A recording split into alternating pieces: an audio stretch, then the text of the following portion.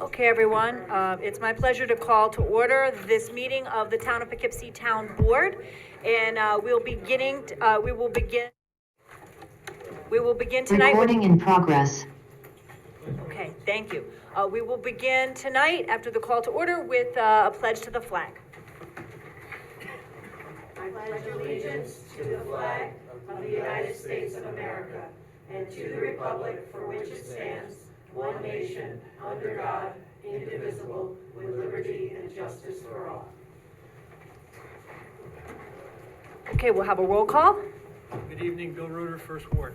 Hello, Barbara Laird, Second Ward. Ann Berger, Third Ward. Michael Zafone, Fourth Ward. Ryan Sharp, Fifth Ward. Ann Schurshin, Sixth Ward. Felicia Salvatore, Town Clerk. Emily Spencer, Attorney to the Town. Rebecca Edwards, Town Supervisor, and I'd especially like to thank Town Board Member Sifone for being here despite the fact that the Mets and the Phillies are locked in their last game, so. I just wanted to make a couple of announcements and then review the agenda briefly before we go forward. The first is that we've had a conversation this week about signs on town property at parks and in other similar locations, town hall or whatever. It's the political season of that year, and so there's more signs out there, but it's not content related. We are removing signs from town property, whether that's parks or town hall or senior center. No signs unless it's an official town sign for a town event. Just wanted to make sure everyone's clear on that, you know, if political signs get removed, it's because all signs on town property, we're trying to be very consistent and make sure that unless it's a town event on town property, there shouldn't be other signs. Okay, second announcement, we have a town resident, Stephen Farrell, who has organized an incredible effort to help hurricane victims in North Carolina. I fear that right now, as we speak, there may be increasing need in Florida as well. And so if enough is collected, there will also be extra trucks going to Florida. This is Teamsters Local 294, UPS drivers. And so I'm gonna pass these out, so if board members want one, I've got a few extra copies.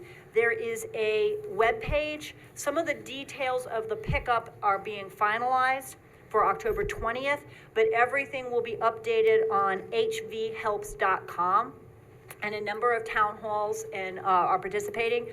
The entryway out here during when the building is open from 8:30 till 3, things can be dropped off here.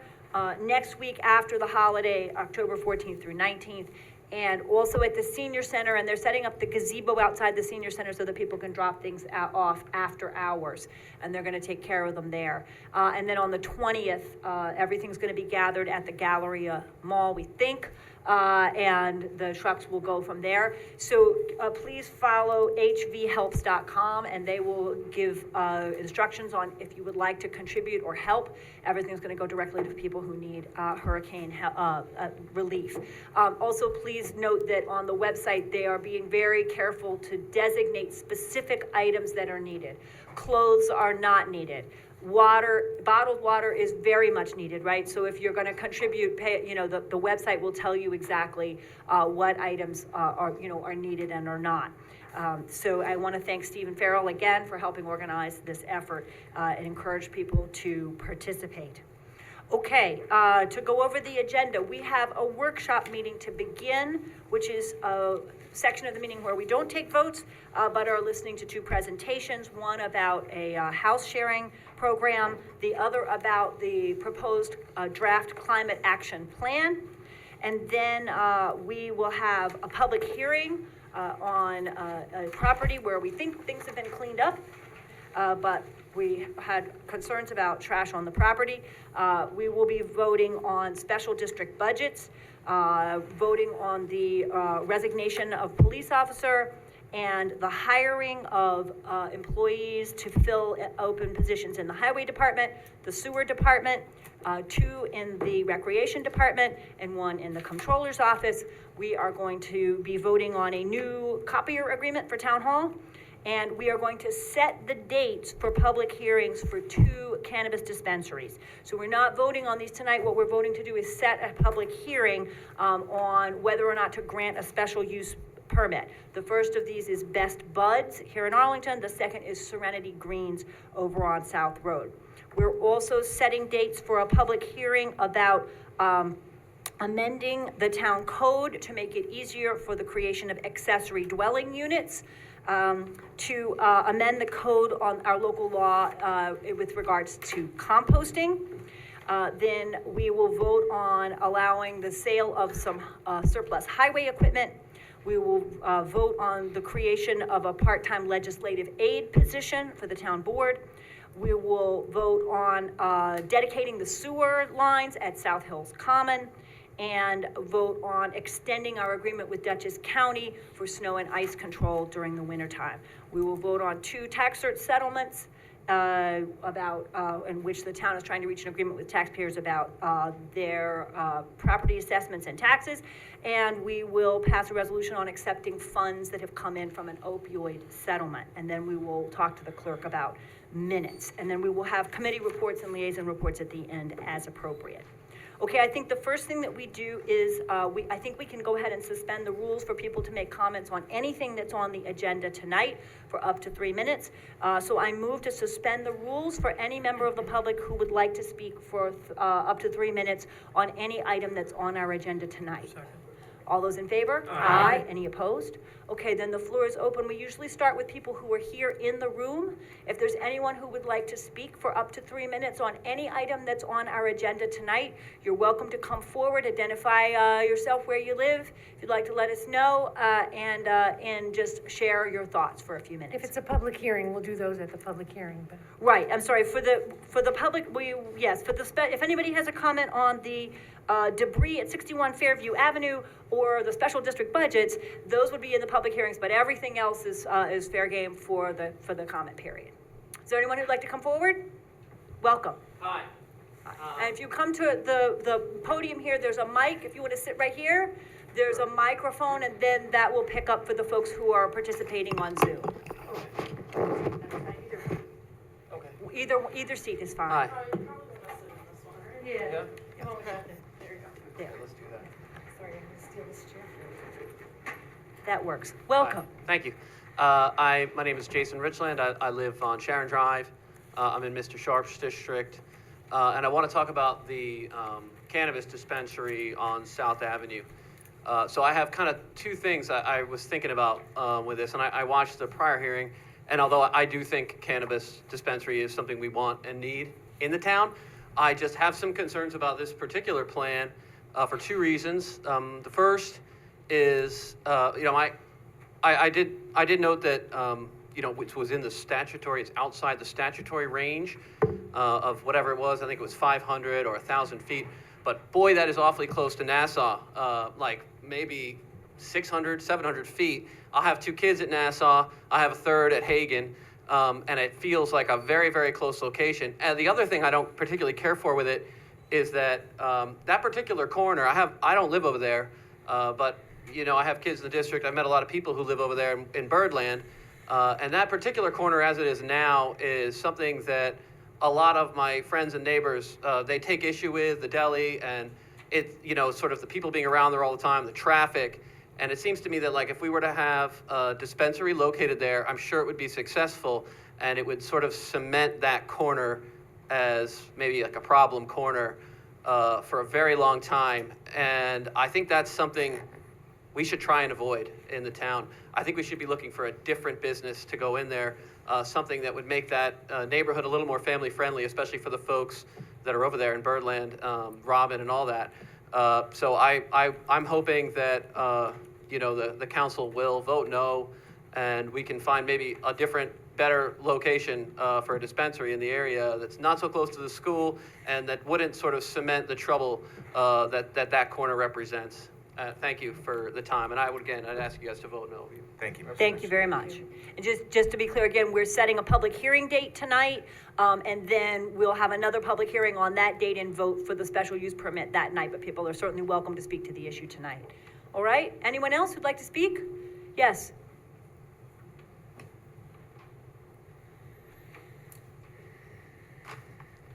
Hi, Steve Osterly, Shell Court, 3rd Ward. I'm speaking out against the legislative aid position. The release budget is a 10% proposed increase. which is going to hit all residents hard. I think the town should be looking at cutting everywhere they can and not increasing at this time. I know the town board members, I'm sure do, get a lot and have a lot to do, but you all, basically ran for this job, wanted it, knew the responsibilities. So putting, even a small burden of 27,000 plus whatever benefits and taxes, that's something that I don't think is appropriate at this time. Especially many of you, if not all of you, ran on lowering taxes, and increases are unavoidable, but this may be something that is not the right time to do. Okay, thank you very much. Is there anyone else here in the room who would like to speak? Is there anyone on Zoom who would like to speak to items that are on the agenda tonight? Doreen? Hi, I have a couple comments regarding the legislative aid. I see that that is now a part-time position, but it does not say how many hours it is.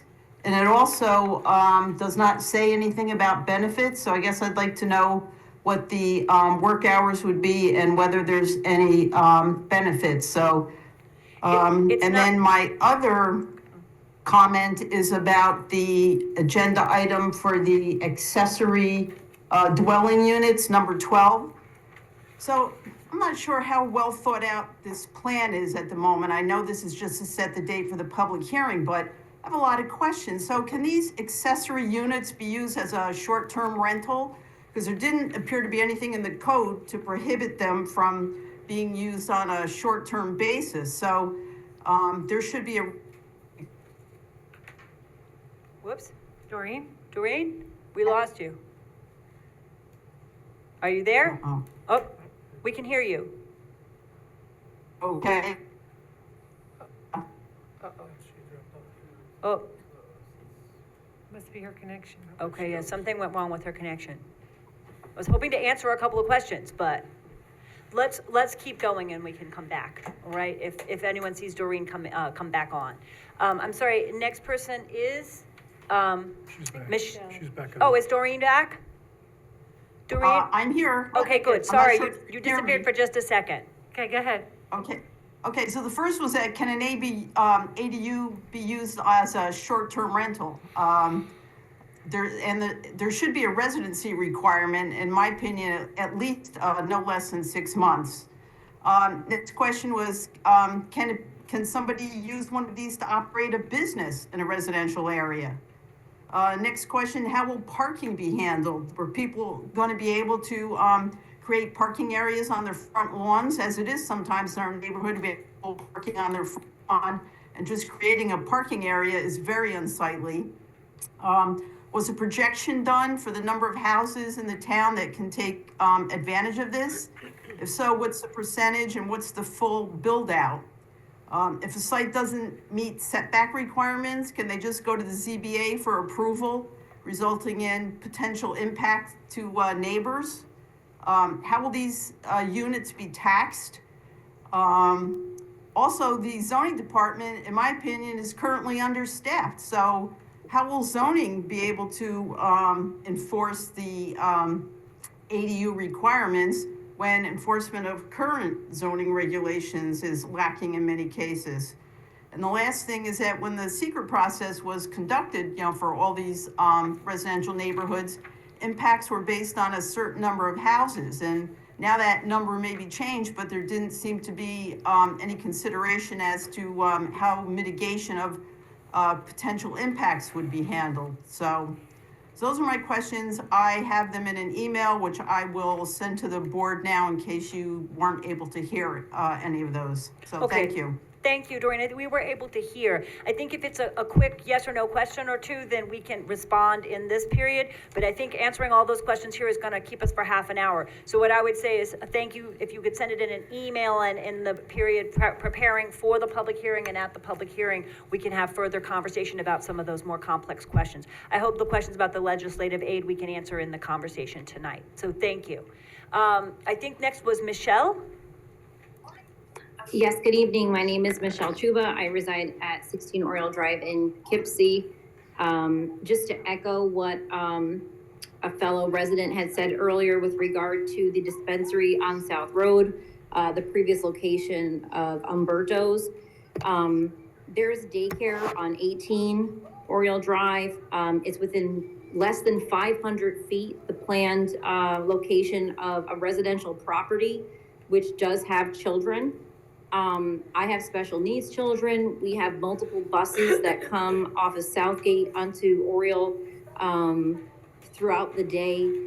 As the gentleman had said earlier, there's a blind corner off of Southgate in which the traffic does already back up at times to that corner, in which the zoning for that building is for a restaurant and a car wash, a family restaurant. It just would not support the amount of volume that would be for a dispensary, which would be more appropriate in a strip mall.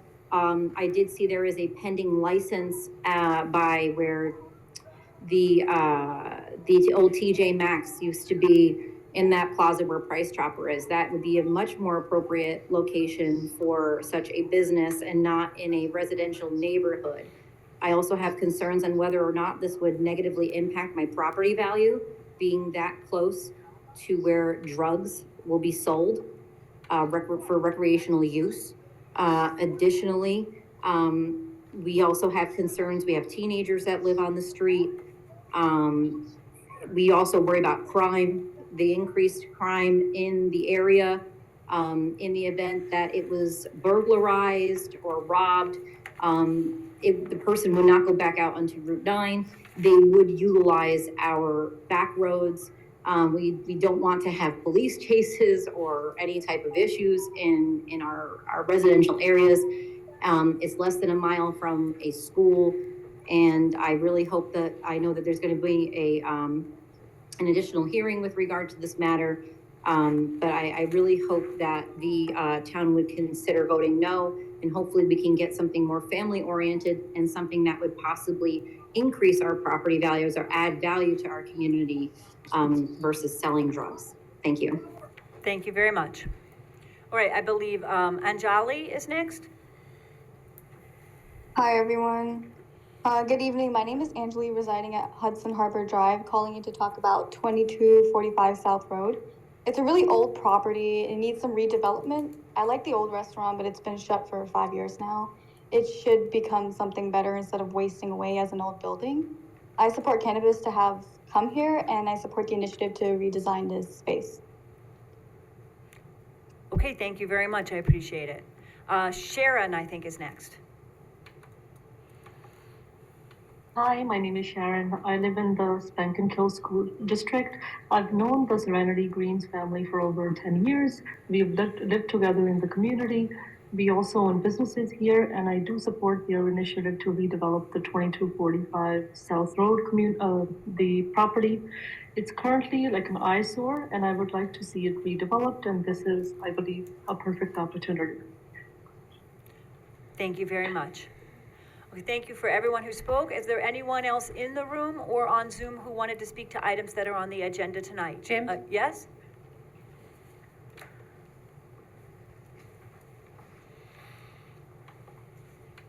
Welcome. Good evening, Jim Challey, 35 Park Avenue. I want to urge you to adopt the hiring of a legislative aide. My understanding this person would be focused a good deal of their attention on grants. And I'm speaking as a member of the board of the Friends of Peach Hill. And on a number of occasions, there have been grants available, a number of them through the Greenway and other state agencies, that are complicated and require a good deal of coordination in order to put together an acceptable application. And in the past, this has not always been possible. And we really need somebody who is in town hall, knows the various offices, and can coordinate and pull together the very different kinds of information that are needed in order to apply for state and especially federal grants. So this is something that's needed. It's a position that I think will more than pay for itself. We haven't had it for a long time, and please take this opportunity to make this resource available to us. Thank you. Thank you very much.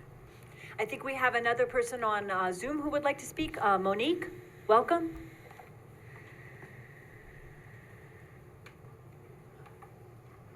Monique Lawrence? She's on mute. I don't know if it's possible to unmute her. Well, I can ask her to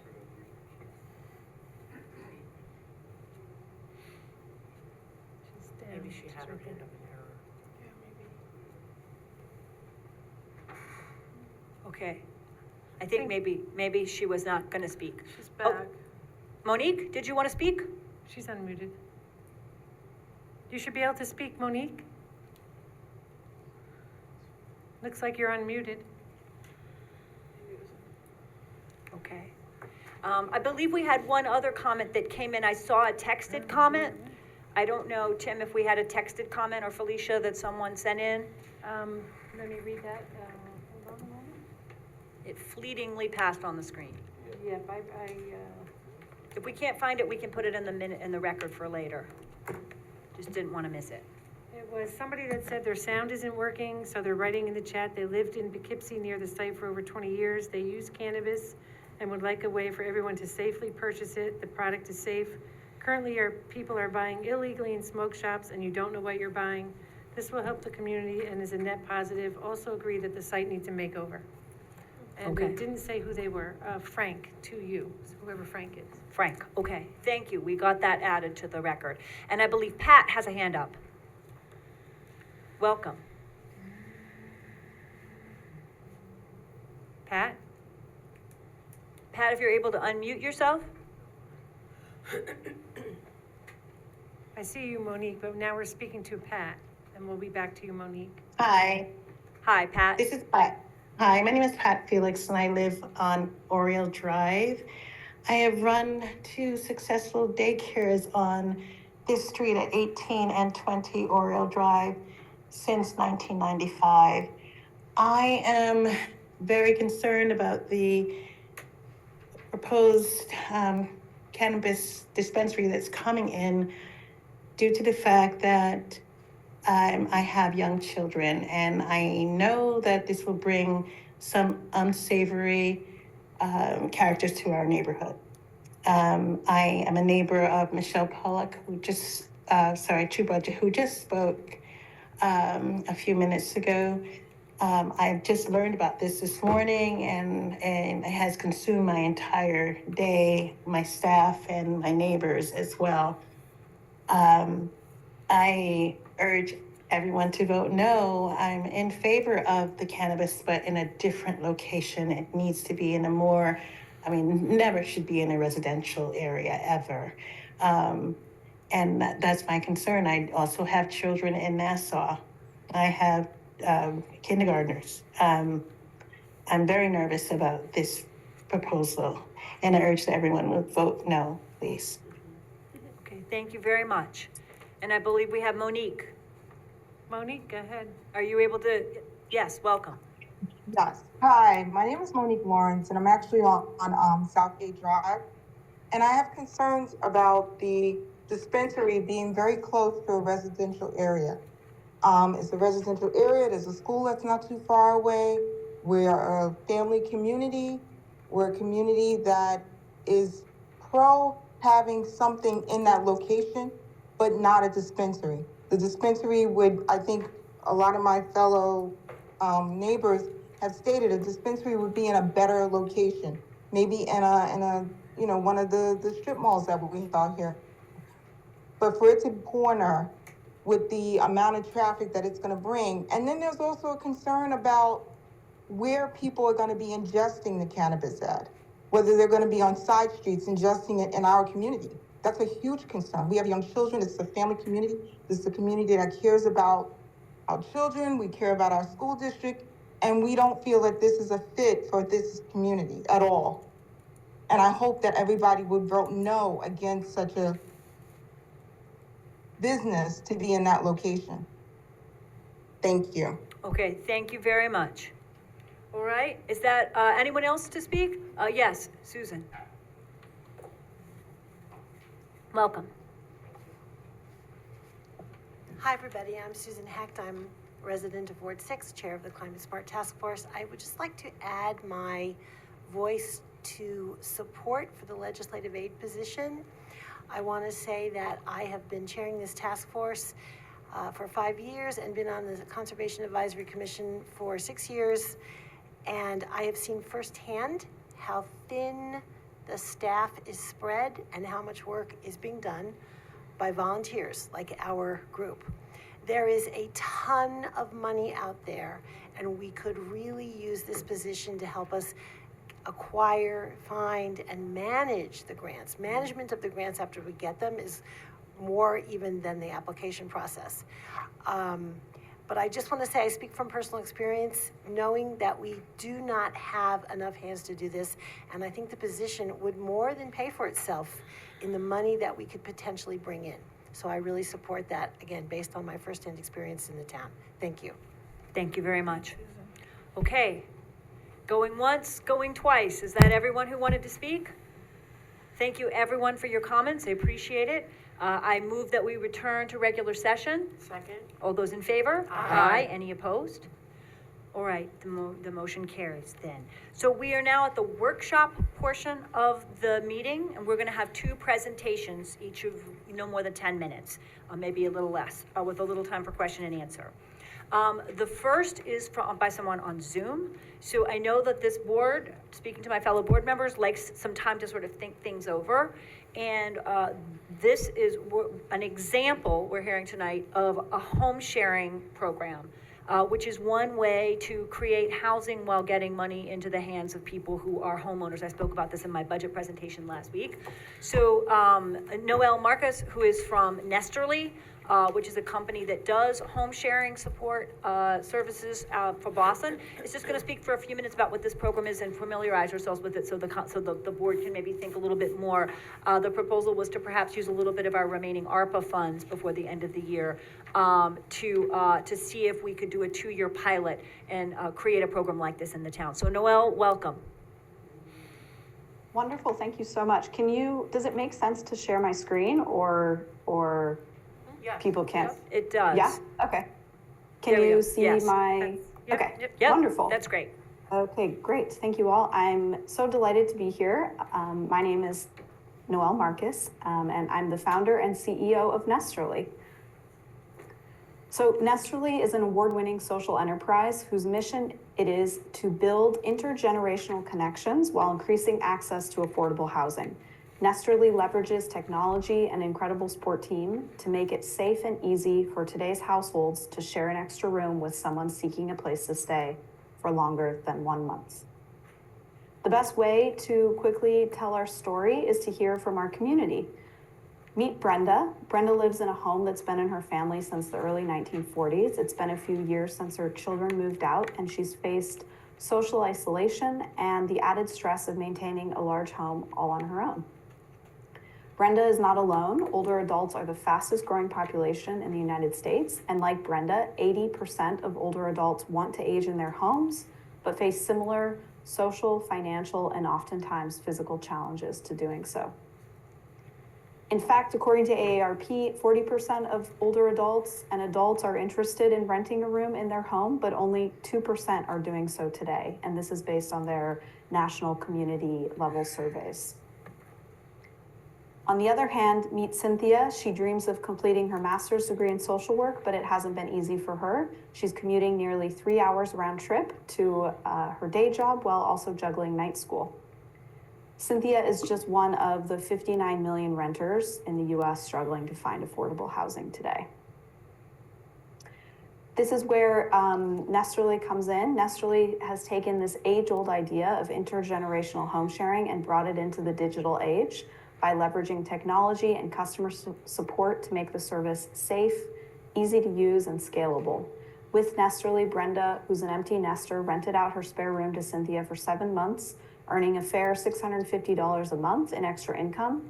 and had a nice, helpful housemate. Cynthia cut down her commute and monthly rent greatly and was welcomed into a supportive home environment.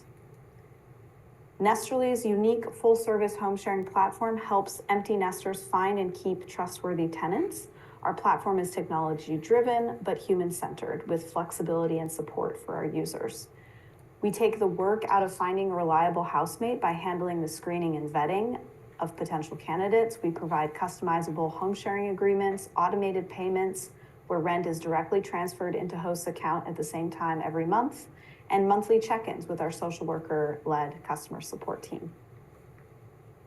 Safety is our number one priority, so the multi-part screening process includes a complete application from all users, a 9-point background check, and at least 2 references, as well as employment and/or school verification for guests. Not only do we make it really easy to participate, at Nesterly we're unlocking significant value for both the host and the renter, as well as creating new affordable housing units without spending a cent on construction. Active Nesterly hosts earn thousands of dollars a year in new supplemental income, often translating into an increase in spending on rising prices and cost of living, food, needed medical services, home repairs, and age-friendly home modifications. On the other hand, we provide a relief for renters by saving them approximately 30% on their housing costs a month. We're excited about the opportunity to potentially serve Poughkeepsie,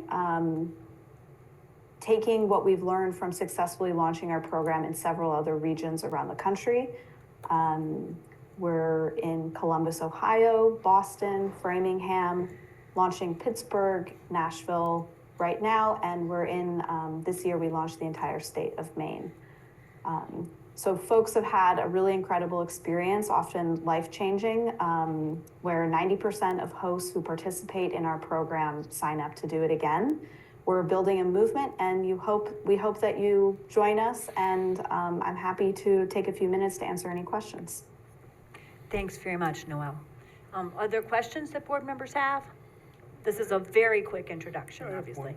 Noelle, if the match doesn't work out, what's the process in getting someone placed in another home?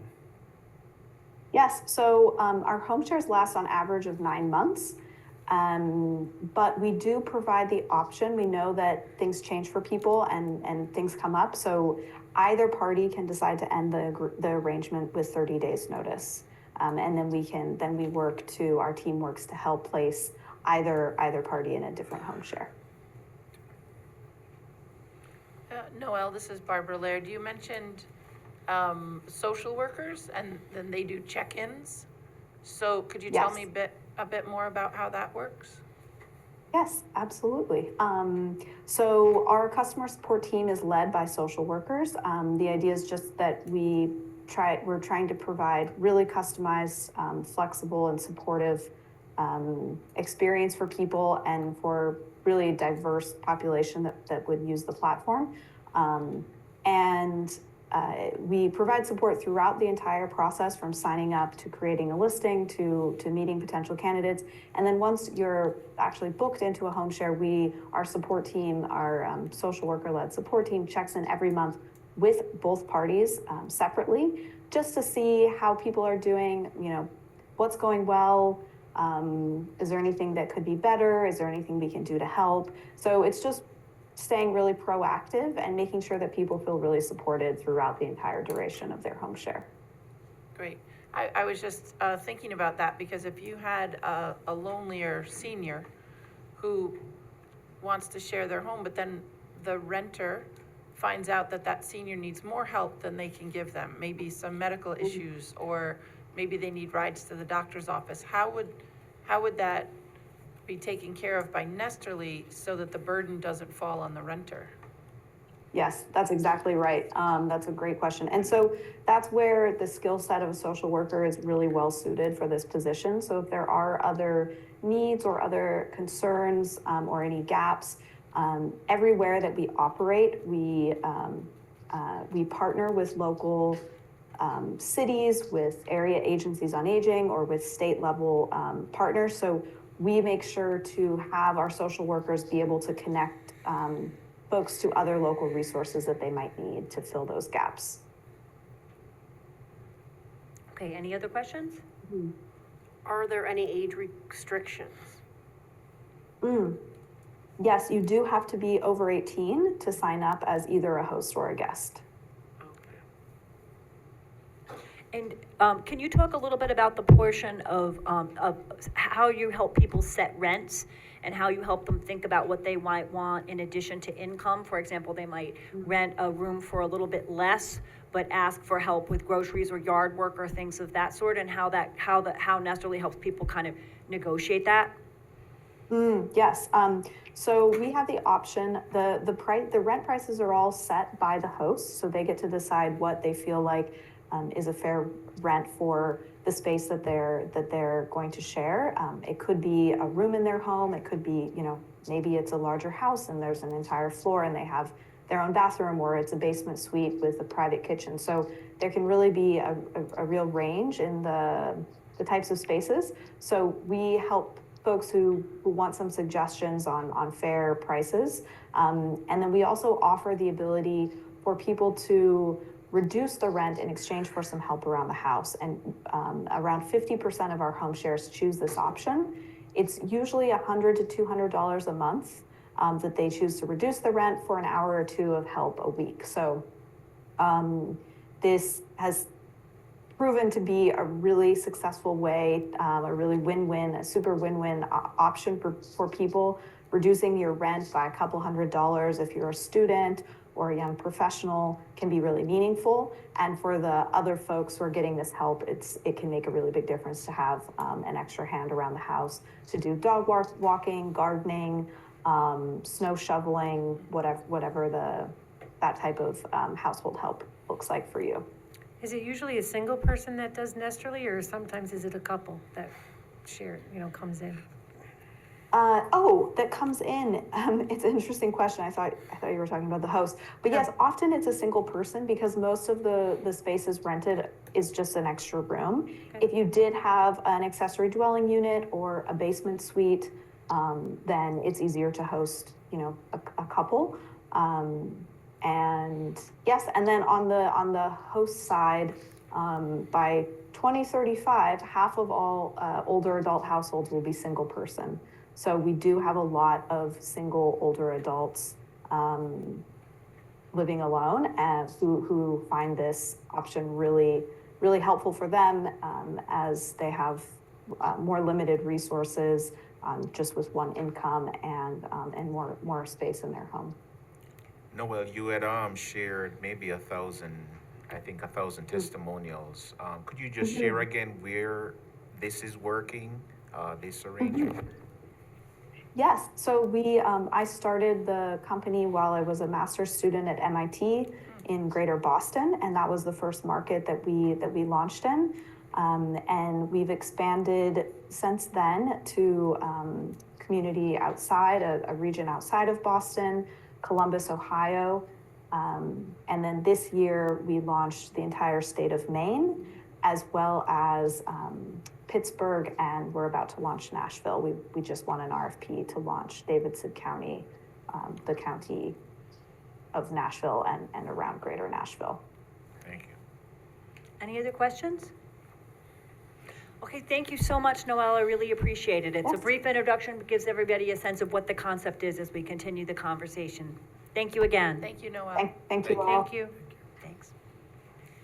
All right, we have a second presentation, which is on the town's proposed draft climate action plan. And Kristen Taylor from our planning department and Susan Carnes-Heck from our Climate Smart Task Force are going to walk us through a few parts of the climate of this plan. The plan has been available online for like 3 months now, right? Something like that, since July or so. So it's out there for people who want to look at all the details. And welcome. Thank you. Thank you, Tim.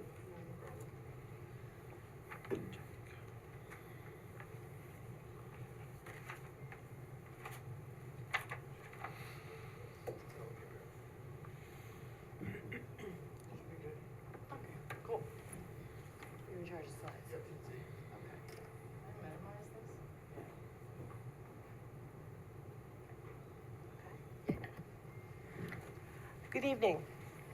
For those that don't yet know me, my name is Susan Carnes-Hecht. I am the chair of the town's Climate Smart Task Force. The Climate Smart Task Force is a very dedicated group of volunteers, some of whom are here tonight and on Zoom, and I thank them for being here. People with an amazing range of skills who care very deeply about our community and having a livable planet for all of our children. As a brief reminder, and just for context tonight, Climate Smart Communities is a New York State program with about 400 registered communities. We complete actions from an extensive menu in all areas to reduce emissions and increase sustainability.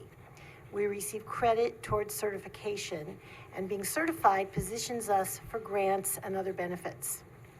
Kristen Taylor, who's a senior planner for the town, is here with us tonight, and we're going to discuss the Government Operations Climate Action Plan that we've drafted over many months of work with our peer municipalities in Dutchess County.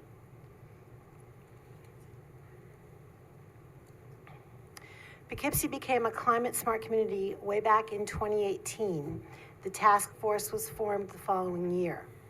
And here you can see our major milestones. We've achieved initial, or what's called bronze, climate smart certification in 2021, and we're moving along towards the next level called silver certification with a number of major projects, including this, coming to fruition. Along the way, we also achieved designation as a New York State clean energy community. This is a separate program focused on clean energy. We've completed several actions that have resulted in grants, and these funds are now being used to complete clean energy projects in the town. Actions completed by our CAC, our Conservation Advisory Commission, have also figured into this success. Several of our major projects have been completed in collaboration with other towns and with the county itself. This Dutchess Climate Action Planning Institute, or CAPI as we call it, was facilitated by the Hudson Valley Regional Council over the past couple of years.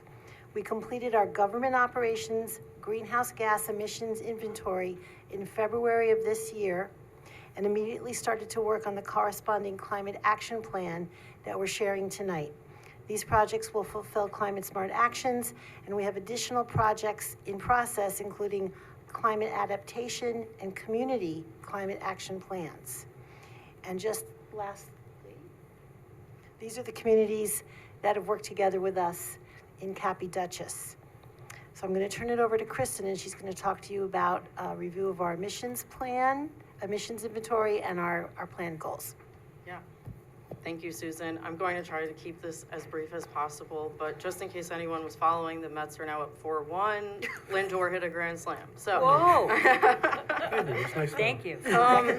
Your presentation just got very popular. So, okay, so as Susan explained, there were two phases to this project. We had the inventory phase. Susan and I presented the inventory results September last year. I encourage anyone, I know some board members are new, some of you were here during that presentation. If you have questions, that is available on the town's YouTube channel. You can go watch with a bowl of popcorn, September 13th, 2023, about 40 minutes in. And so that will dive very deeply into the details of how we got and crafted that inventory. But a couple of just background items on that. It was largely backed by data collected from Central Hudson, electricity data, and that data was pulled from 2019. That was a consistent year to pull from prior to COVID, and that's kind of what we stuck with. So from January 2023 till about July 2023, we worked with various department heads. We also dove into all the detail of that Central Hudson data and tried to pull out, okay, where are we using our electricity in the town?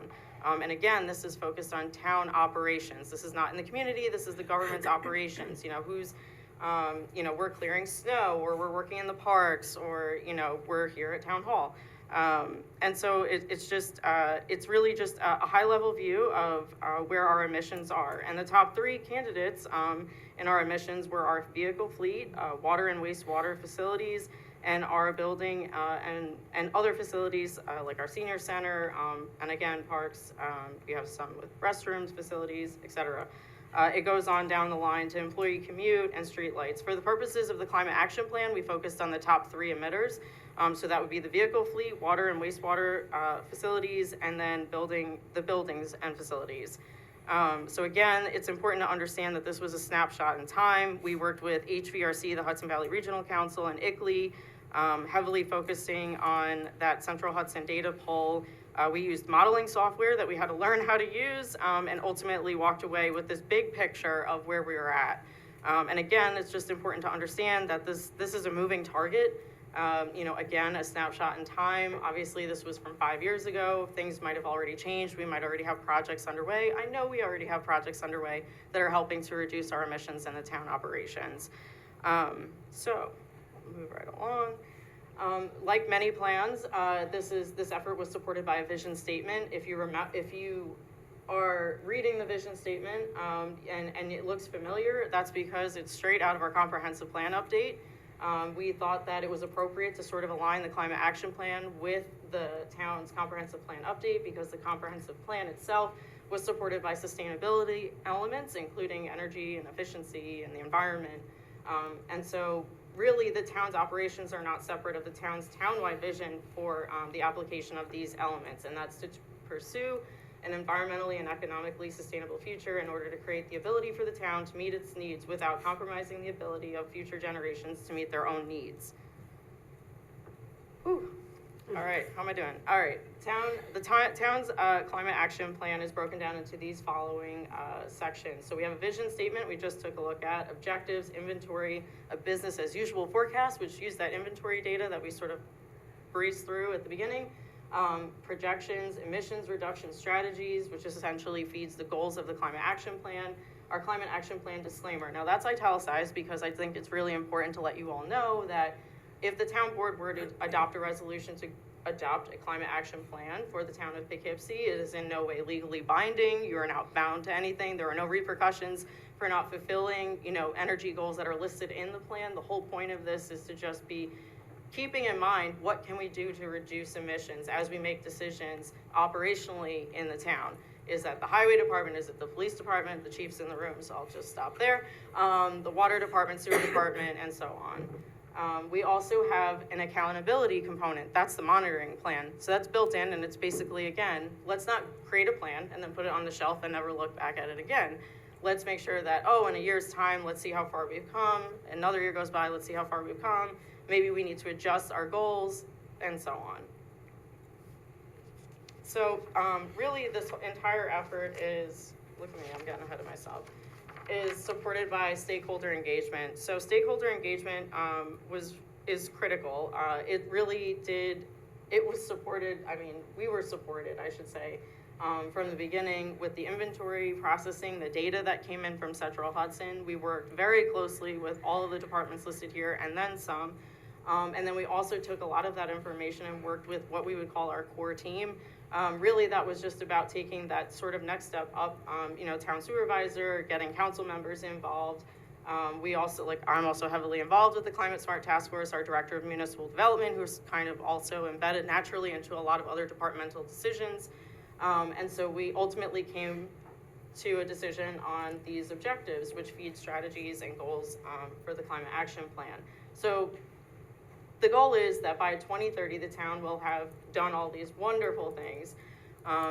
A realist myself, I don't know that we will accomplish all of them, but let's try. Let's see what we can accomplish.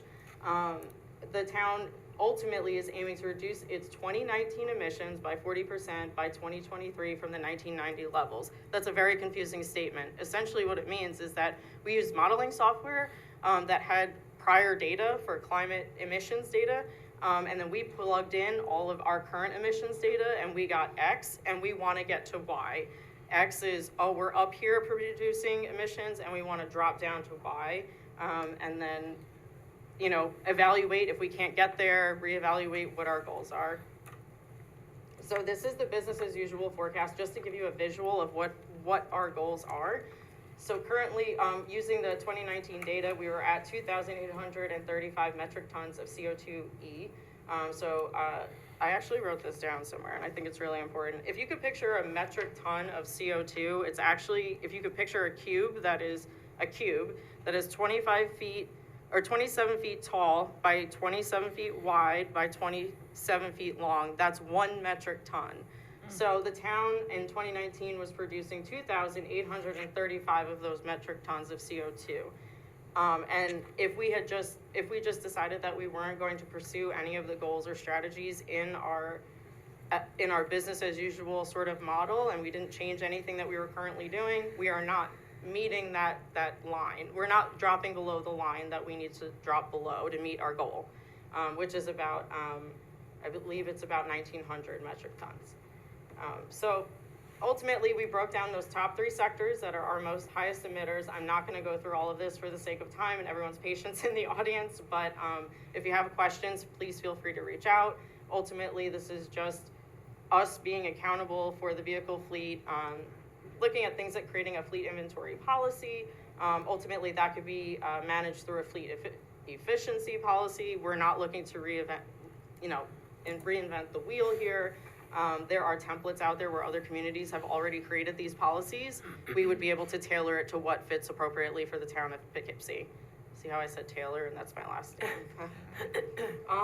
Anyway, so this is the breakdown for our vehicle fleet. Again, I'm just gonna breeze right through this, but essentially just to give you the big picture of this is the strategy, here's the goal of this strategy, kind of assigning accountability to the specific department that would be in charge, who's administering that. Here's a timeline. Someone left me in charge of creating timelines. That was dangerous. But that, it's a rough estimate, and we can always modify it. And again, that just goes back to that disclaimer of this was a moment in time. This was kind of us, putting our heads together. What can we get done? But it's meant to be revisited. There are also many COVID benefits and KPIs, key performance indicators. Again, same for water and wastewater treatment. We have a number of wastewater treatment facilities in the town. We're looking at about 40 to 45 pump stations, about 8 water pump stations. Tom's in the audience. I hope that number is correct off the top of my head. We also have shared services within the community, working with the city of Poughkeepsie. So there's a lot of conversations and a lot of stakeholders, and we've sort of initiated all of that conversation already. So it's really great. So it's just been a really collaborative process, not only from a staff level, but department head level, and then beyond as needed. Again, just a breakdown. Now, this is for buildings and facilities. I know that we're already looking at conducting energy audits here at Town Hall, even the Town Senior Center. I think that's correct.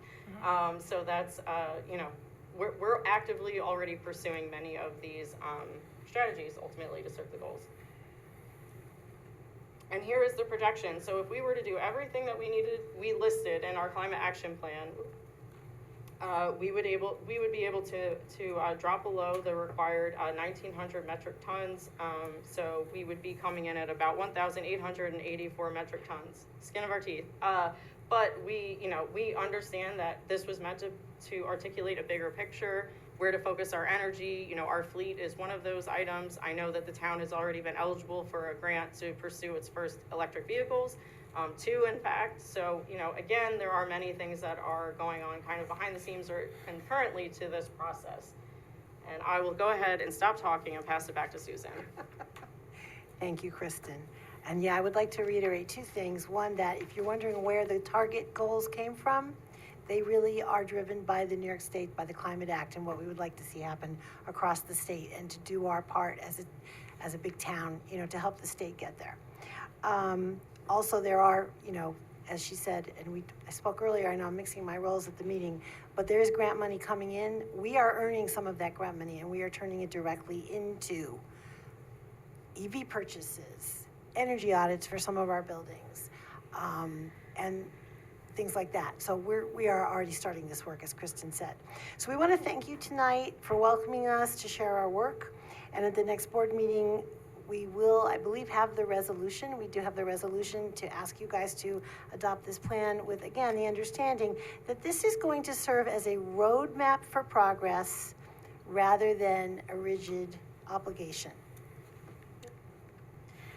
We just want to take a minute to acknowledge the many people and organizations without which we would have not been able to reach this point.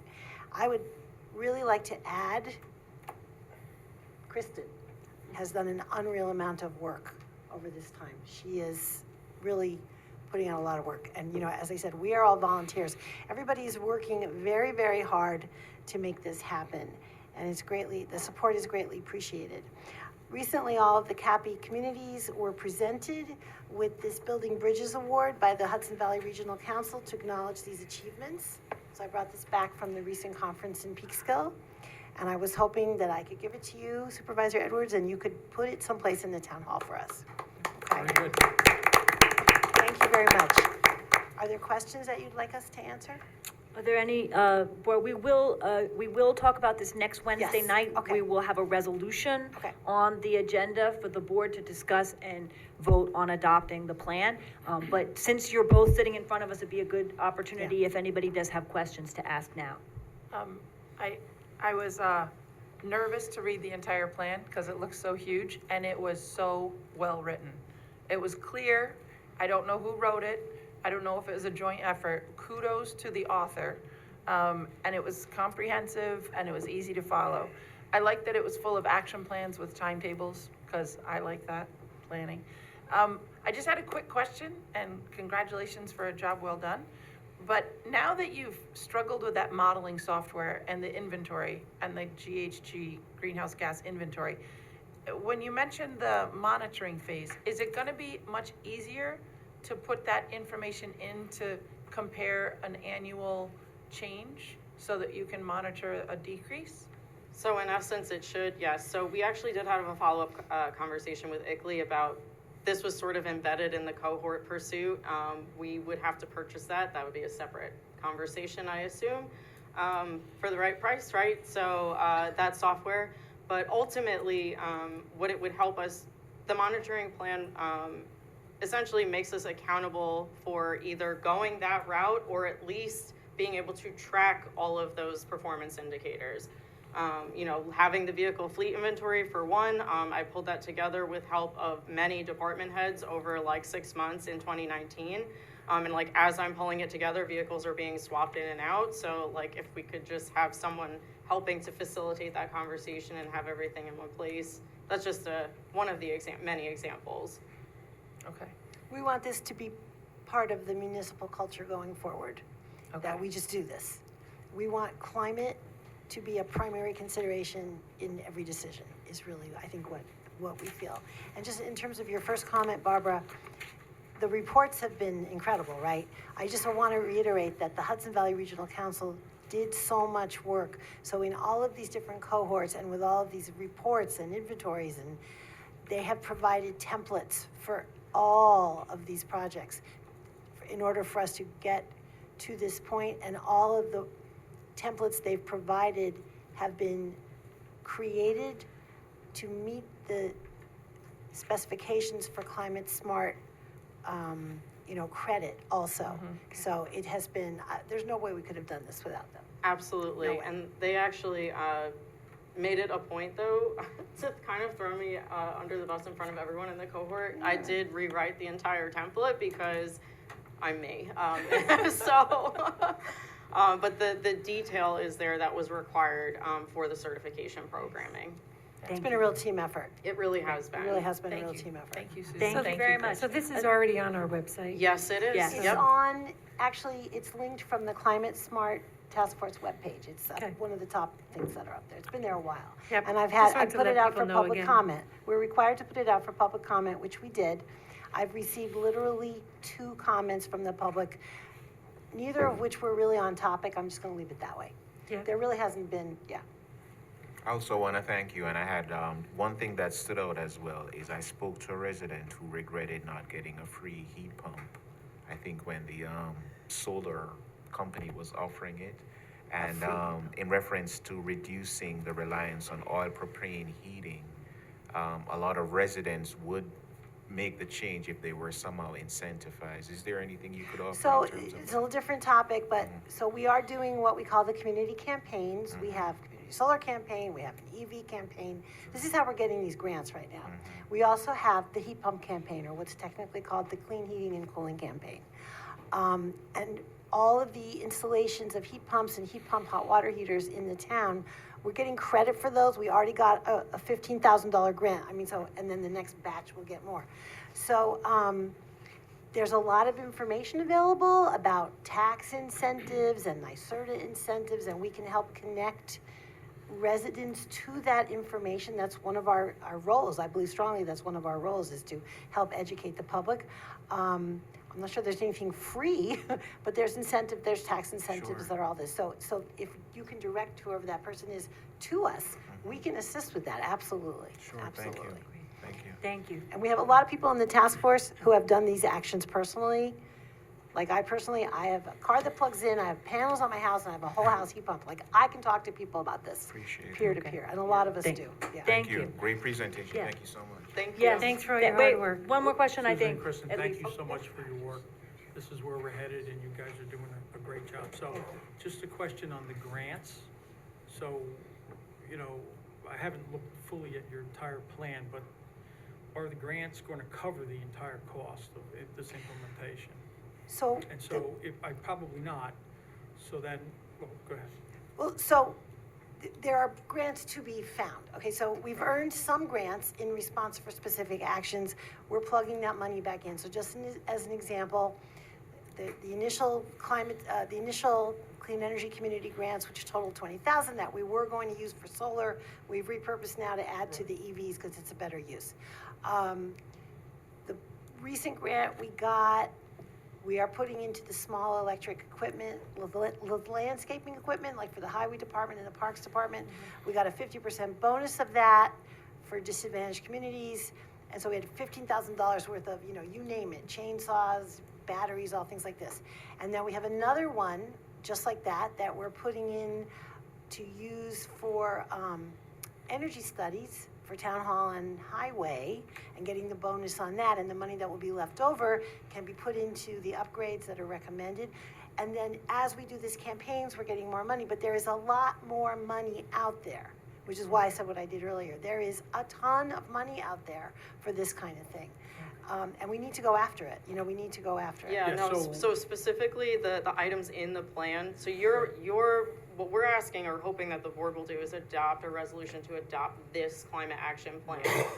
There's no money or we'll enter the fact that we go to a website and we say, yep, the town of Poughkeepsie the town board adopted a resolution to adopt a climate action plan, and then we upload the resolution, we upload the copy of our climate action plan, we get a certain amount of points, and it's all like a point system, right? So points, I believe, in some cases can help make us more eligible for grant funding to help support some of the initiatives found within the climate action plan. So there may, if this is a fair statement, there may at some point be some financial impact. Absolutely. Yes. I mean, there To the already is. community. Yes. There So already we have to There's no understand- detriment, it would only be a But- good thing. Right.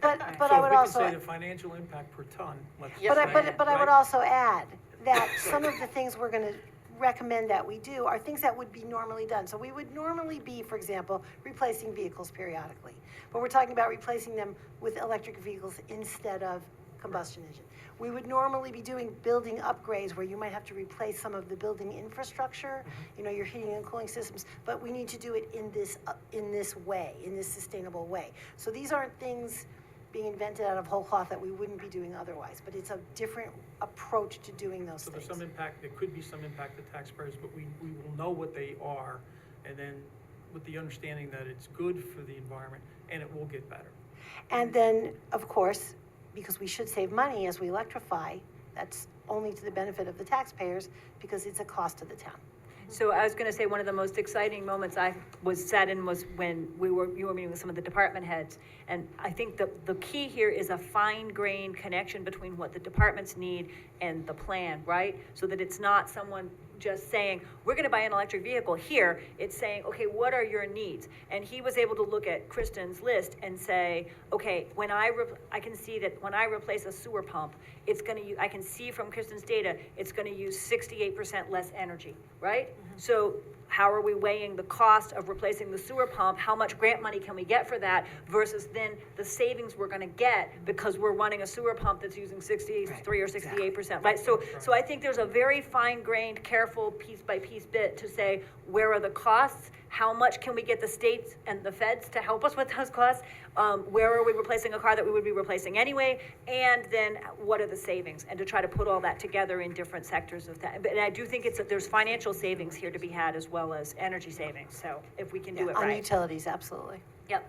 Okay. Thank you. Thank you very, very much. Thank you again. Okay. Yes. Thank you. We'll put this in a prominent place where everyone can see it. Thank you so much. And congratulations on all your work. Okay, we are now going to move to the voting section of the meeting, the regular town board meeting. And we have two public hearings. And the first is, wait, it's going to fall over the edge. And the first is an open public hearing I can open yeah, it up. board, but- yes, Board Member Okay. Reuter, why don't you get us started Thank here? you very much. So, this is disposal of debris, public hearing for 61 Fairview Avenue. And so we want to have an open hearing, a public hearing, if anybody has any input on anything at that address. We understand that debris has been removed. Okay, so I second the motion to open the public hearing. We believe debris has been removed. Is there anyone who wants to speak to the conditions that we were trying to remedy at 61 Fairview? Okay, if there's no one to speak, we believe that the conditions have been remedied. The property is now clean. So you can close the public hearing and It then was there checked would- again yesterday, so we think we're good. So we can, I move to close the public hearing. Second? Second. All those in favor? Aye. Okay, then we close the public hearing. All right, that's it. And I believe we don't have a resolution because we don't need one, right? Correct. Okay, then, Board Member Laird for our second public hearing of the evening. So we'd like to open the public hearing for special district budgets. This is an assessment roll which concerns water districts, sewer districts, and drainage districts in the town of Poughkeepsie. Does anyone have we open that? Second the motion to open the hearing. All those in favor? Aye. Okay, the hearing is open. This is an annual process of establishing the special districts for water, sewer, and drainage. Any comment from the public? I do think sometimes people get mixed up and they think it's their house assessments. So, I mean, it is a small portion on their land tax bill. And if anybody has any questions, they can certainly bring those in, or they can call my office and I can look them up. And then if there's any questions I can't answer, which I'm not really the best at, I can send them to Jennifer Mund and we can go over it. And we have books in my office too, if people want to look them up, but. For any questions, we For have any help questions. at Town Hall. Yes, I have helped a few people, but it is something that happens every year, and it is a bit confusing to residents.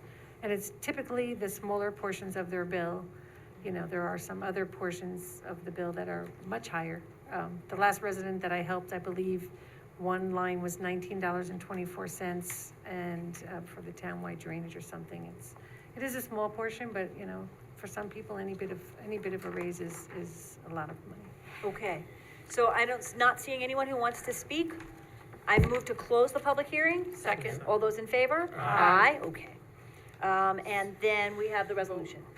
So be it resolved that tonight at 7 PM or 8:10, we hereby adopt the special district assessment roll which concerns water districts, sewer districts, and drainage districts of the town of Poughkeepsie. And be it further enacted that this legal notice of public hearing was posted on September 19th, 2024, and published in the Poughkeepsie Journal on September 27th, 2024. So moved. Second. All right, any discussion? All those in favor? Aye. Any opposed? The resolution carries 7-0. Resolution number 3, be it resolved that the town board of the town of Poughkeepsie does hereby accept with regret the resignation of Kristen B. Mills, police officer with the town of Poughkeepsie Police Department, effective September 18th, 2024. So moved. Second. And we wish Officer Mills the best. Very sorry to hear of her resignation. All those in favor? Aye. Any opposed? The resolution carries 7-0. Resolution 4. Be resolved, the town board, town of Poughkeepsie hereby authorizes status title change of highway employee Scott Middlestat from seasonal laborer to motor equipment operator with the town of Poughkeepsie Highway Department at a salary of $23.66 per hour effective 10/24. Appointment shall be subject to a probationary period as described by the rules of classified civil service of Dutchess County. And be it further resolved that the town supervisor or her designee are authorized to execute and file all documentation required by Dutchess County Department of Human Resources in connection with this appointment. So moved. Second. Any discussion? Welcome Mr. Middlesat to this new role with the Highway Department. All those in favor? Aye. Any opposed? The resolution carries 7-0. Resolution 5. Be it resolved that the town board of the town of Poughkeepsie does hereby appoint Robert Simeone to the position of sewer maintenance mechanic with the sewer department at a salary grade 6, step 3, $26.87 per hour plus 50 cents CDL pay effective October 22nd, 2024, which appointment shall be subject to a probationary period as described by the rules for the classified civil service of Dutchess County. The town supervisor or her designee are authorized to execute and file all documentation required by the Dutchess County Department of Human Resources in connection with this appointment. So moved. Second. Any discussion? All those in favor? Aye. Any opposed? The resolution carries 7-0, and we welcome Mr. Simeone as an employee in the wastewater department. Resolution 6.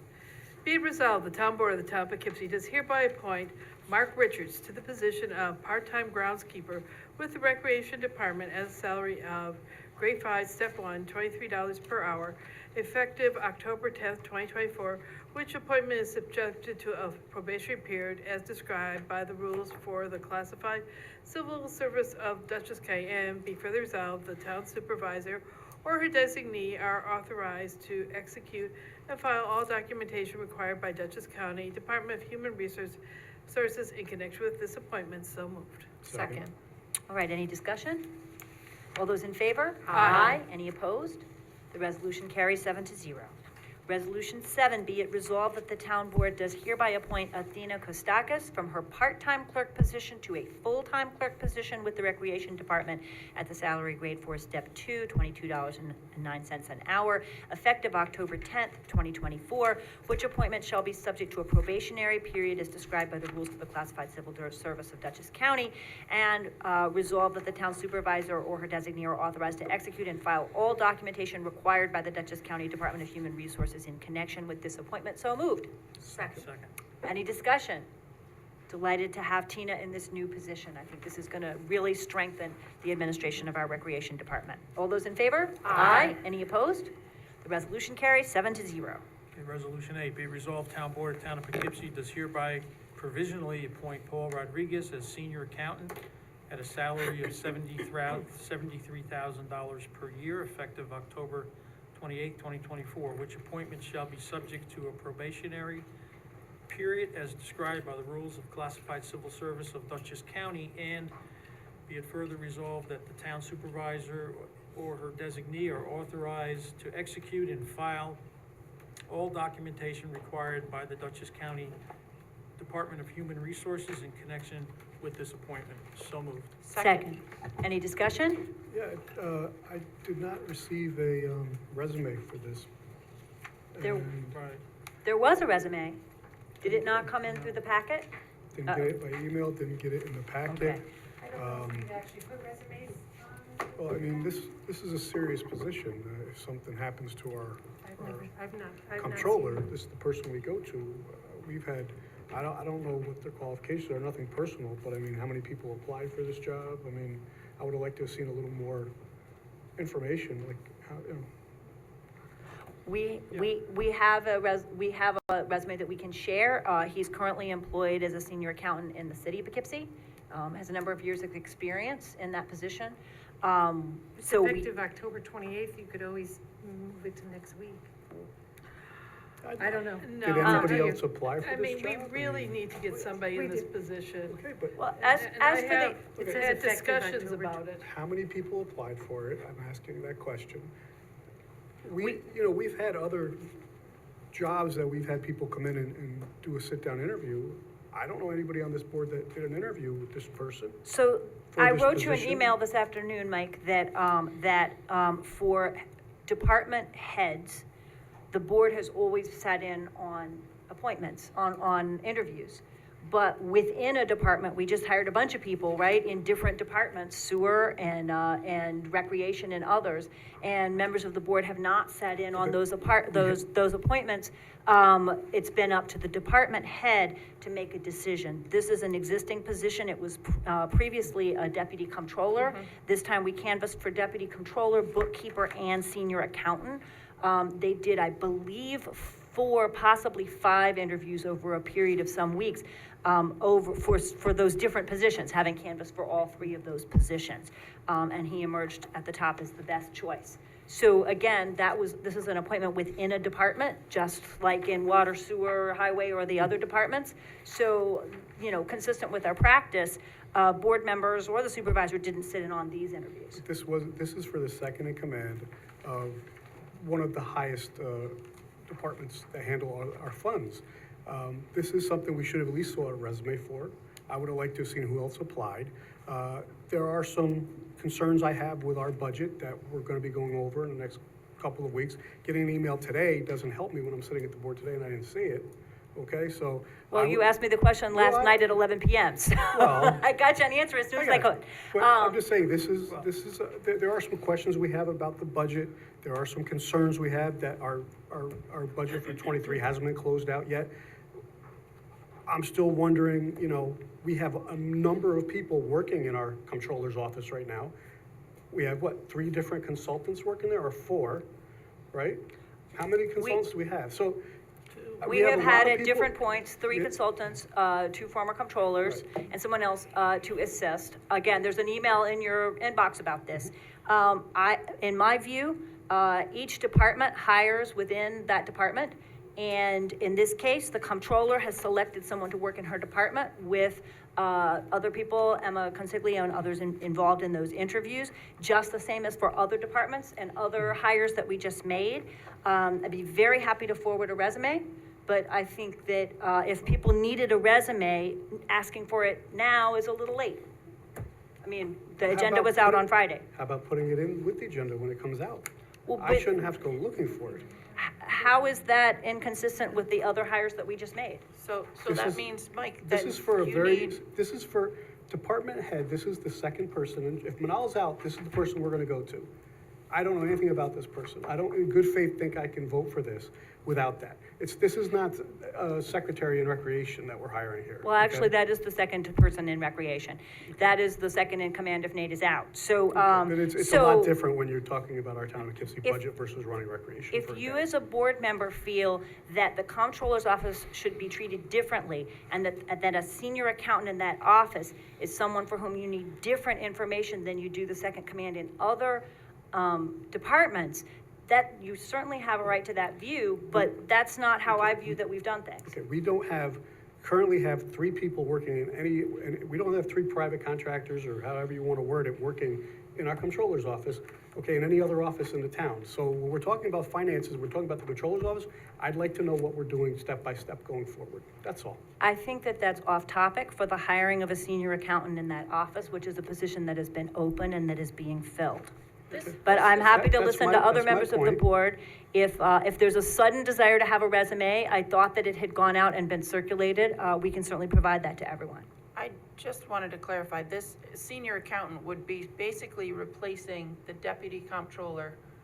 His first name was Pasquale. He left before January, or did he leave in January? So He left before January. right. So this would be just replacing someone who is, desperately needed to pay the bills and keep up with accounting so that we can get our quarterly reports a lot faster, which everyone has been asking for.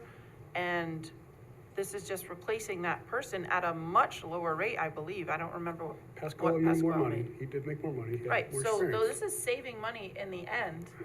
And the reason we needed so many consultants is last year's budget was very difficult to follow, to find. We lost stuff, we didn't lose stuff. So they had to come in and find the things that were missing. And that's been fixed. So we have a new budget. I say we just vote on it. Let's get this person going so that we can finally get the comptroller's office and the finance department back on its feet. It's been almost a year. It's been 8 months before they've had a full staff.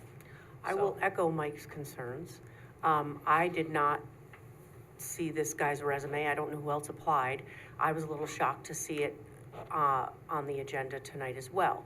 And to back up Mike's points around the current comptrollers and the office there, you have to be concerned that we have 3 consultants in there to do the job of the comptroller. To be a correction, the comptroller is doing the comptroller's job. When the comptroller was hired, she came from the private sector, and she was making a transition to being a comptroller in the public sector rather than an auditor in the private sector. And we had a significant discussion of the need for some resources and support and training for her to make that transition. I'm uncomfortable talking at length about an individual personnel issue like this without going into executive session. I think it's off topic. We are replacing someone in that office. It's a pre-existing condition. I was going to say a pre-existing position, just as the other 5 or 6 positions are that we just filled, which were already pre-existing positions. I just have concerns because I don't want to end up in the same boat that we're in with this person that I don't know. And listen, he could be the greatest guy for the job, the most qualified out of the, I don't know how many people were interviewed, but let's say he is the greatest. But if he's not, are we going to be back in the same boat, hiring somebody that might need additional training and support? Yes, I'm for support. Yes, I'm for, helping people get to where they need to be in a position, but this being a big position. So who's to say we're not going to be hiring a consultant to support Paul Rodriguez? Is there anyone else who wanted to speak, other board members who haven't spoken yet? Anne? Yeah, I haven't spoken yet because I have spoken to you and Manal extensively about this individual, and he seems to be a very good fit for this position. And I was part of the interviews back in January to try to fill this position. And the people we had a couple really great candidates come forward, qualified to do it, and both of them then decided they didn't want the job. It's hard to find people that are going to be a good fit. Manal feels she can work with this person, and I trust her, and I trust that he will be a great fit, and we can go ahead and vote for him tonight. I also want to second that. Minal has been doing a very great job, all things considered. She came in and had to do a lot of work to get things up and running. And as why was do we pointed still have out, 3 consultants? Excuse me, can we let as town was board pointed member out, Sharp finish? as was pointed I out can be before, interrupted, but when as was pointed out before, we did vote on other departments, and the principle applies that within that department they can appoint someone, and I'm fully supportive of the appointment here. I agree. I think that we should follow the same process we have followed for the last 6 resolutions, respect the decision of the department chair, the department leader, as to the staff they need in their office. This is not a new position, and I think, unless anyone else wishes to speak, I think we're ready to vote. Well, I do. Okay. But did you have something else you wanted to say? No, I'm good, thanks. Okay, I'm sure. So, yeah, I tend to agree with Councilman Safone and Ann. This is a critical position, and I know, Supervisor, by your own admission, you thought that there was a resume attached, and it probably should have been attached. So, because we did downgrade the position from an assistant comptroller, it is a critical position. So we're asking the town board to vote on a blank piece of paper. And I think that's, we would rather, in a position like that, to be, reasonable about it, is that we'd rather see who we're voting for. So this type of position. we can clarify our practice. It's always been to provide resumes, I believe, for department heads, but for positions that are within departments, as I said before, like the other positions we voted on tonight, we have not provided resumes. If a board member feels that a position is particularly critical, we can provide a resume, and I thought we had done so in this case. But I don't think it has been regular practice to provide a resume for others who are within a department rather than being a department head. I think everyone's had a chance to speak, and perhaps we're ready to move to a vote. I mean, I'll just say one last thing. I mean, 2 of these people already work here, so we don't need resumes on them. I know Tina. She's doing a great job down there in recreation. This gentleman's moving from seasonal labor to MEO. So, it's really comparing apples to oranges. One is the comptroller's office, which is a huge job, deals with the money, the taxes, you know, the money of the town, and the rest are as valuable, but certainly apples to oranges comparison.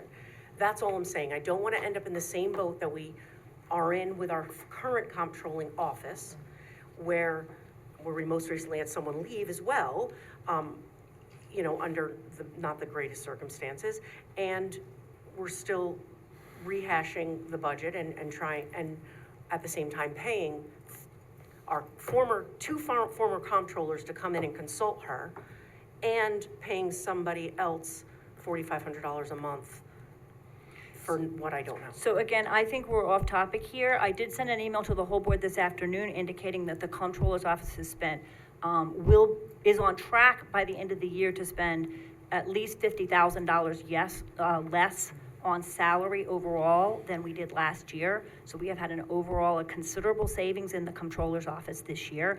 You can take a look at that email and see what you think. To me, there's a consistent principle that all department heads are making recommendations to us of their staff that are going to be in their own offices.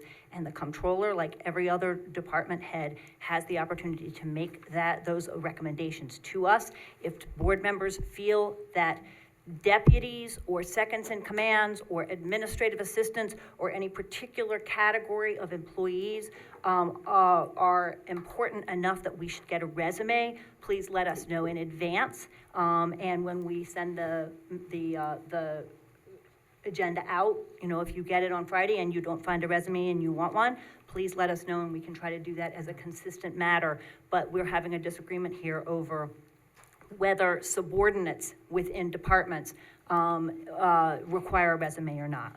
I think we should move to a vote. I just say, Supervisor, I was ready to just kind of say, well, let's abstain until we get a resume, but kind of the spirit of the discussion is you're gonna vote on it anyway. So, you know, whether we are requiring a, you know, resume or not. So.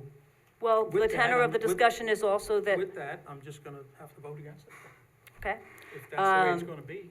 The tenor of the discussion, from my view, is that most department heads in the town are respected and supported in their choices by the board, but one is consistently questioned by some of the board members, and I wonder why. I would like to call a vote. Well, I would like to just add that that person is new. We have supported the training. We have a lot of training going on, and there's still a lot of people in there helping right now. So, yeah, I don't see why I can't have a resume for somebody that's gonna be working in there. Yeah, I would just say Okay, this. I think that you can't wait another week to make sure we get a resume? Yeah, I would just say this, if you want to do it and don't provide a resume, don't ask the board to vote for it then, if you're gonna do it anyway. Because that's what we're asking as a board, to see who we're voting for. Actually, 3 board members are asking for a resume, 4 board members are ready to move to a vote. If you wanna do it that So- way, that's fine. And some of them have already interviewed We this have person, already so indicated that's that we'd be not- very happy to send a resume tomorrow. Okay, Also, I'd like to clarify one point too about this training for our comptroller. Part of the reason why we had to bring those people back is not for training, is because all the files were thrown into boxes and we couldn't find anything. And the way accountants deal with things is very individualized according to the person. We couldn't find anything. So we had to invite the previous comptroller back to please look through the boxes and find the We hired evidence somebody we to look needed to through send boxes? to. Could Ann please finish? Sure, go ahead, Ann. Yeah, to provide the evidence we needed for the audit and other things. That's Well, the interesting. audit's not complete. No, Well- they're coming back. I would suggest that we're off topic again, and when the audit is done, we can review the audit and we can have a substantive conversation about last year's finances. Was there a second? If there's, Sorry. there Second. About, There was a second, there was a motion and a second, and now we're in the middle of discussion. I have not heard any amendments or movements to table, so, not Well, barring I that. do believe Councilwoman Shershman did say we could do this on the 28th. You did say, you didn't make any amendment, but you did say we could do this on the 28th. I think that was me and I don't count. I didn't say that. Sorry. Okay, I thought it Sorry. was. I don't- thought it From was this in. end, but I I'm thought it was Sorry, in. no, I did not say Our, that. our next meeting's on the 16th, I believe, next Wednesday. Okay, then I would like to make an amendment to get a resume so I can see who we're voting for. So what you're doing is moving to table until the 16th, Correct. right? Okay. Is there a second to that motion to table? Second. Is there discussion of the motion to table, because the motion to table is discussable? Is everyone ready to vote on the motion to table? Yes. Okay. All those in favor of tabling this until next week, Wednesday, October 16th? Aye. All those opposed? Aye. Nay. Okay, so I believe that the motion to table fails 4-3, which means that we vote on the resolution itself. All those in favor of the hire of Paul Rodriguez as senior accountant at the salary specified? Aye. Aye. Aye. Nay. Those against? Nay. Nay. All right, the resolution carries 4-3. Resolution Is it number me? 9. Is it me? I believe it is. Be it resolved that the town board of the town of Poughkeepsie does hereby authorize the supervisor to execute a Pitney Bowes Global Financial Services Agreement, state and local term rental for the court, 17 Tucker Drive, at a monthly amount of $187.93 to be billed quarterly for a term of 60 months. And be it further resolved that the town board further authorizes the supervisor to sign an agreement with Pitney Bowes Global Financial Services for Town Hall, 1 Over Rocker Road, usage at a monthly amount of $677.32 to be billed quarterly for a term of 60 months. Be it further resolved, the contract is exempt from the town's purchasing policy because it is a state bid contract, and it's a type 2 action requiring no secret review. So moved. Second. All right, any discussion? We need to renew our copier contract. We're hoping to get a better bill for faster and better copiers here. All those in favor? Aye. Any opposed? The resolution carries 7-0. Whereas pursuant to the Town of Poughkeepsie zoning code, section 210, a licensed cannabis retail dispensary shall be allowed only after the granting of a special use permit by the town board. Whereas Best Buds of New York Dispensary has applied for a special use permit to establish a cannabis retail dispensary at 4 Taft Avenue, Poughkeepsie, New York. Whereas before determining whether to grant the special use permit, the town board must conduct procedures, including a public hearing. Let the public hearing be set for November 6th at 7 p.m. or as soon as thereafter as the matter to come to be heard in the town hall, 1 Over Rocker Road. So moved.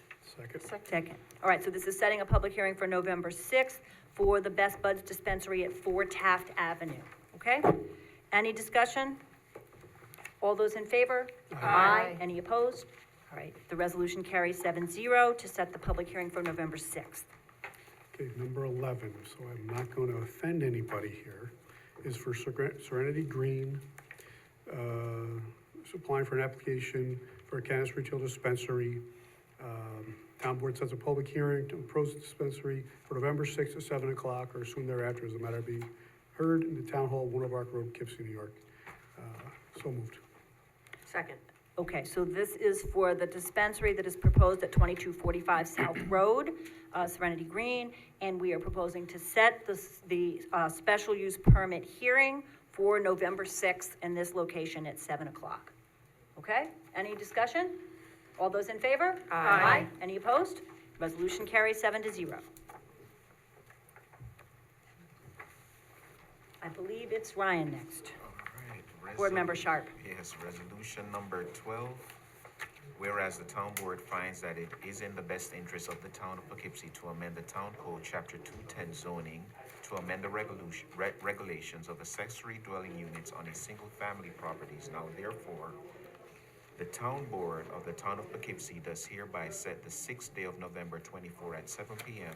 at the town hall, town of Poughkeepsie, 1 Over Rock Road, Poughkeepsie, New York, as the time, date, and place of a public hearing at which all parties in interest and citizens may be heard as to whether or not the town board of the town of Poughkeepsie should adopt a proposed local law to amend chapter 210 of the code entitled zoning, amending the regulations of accessory dwelling units on single-family properties.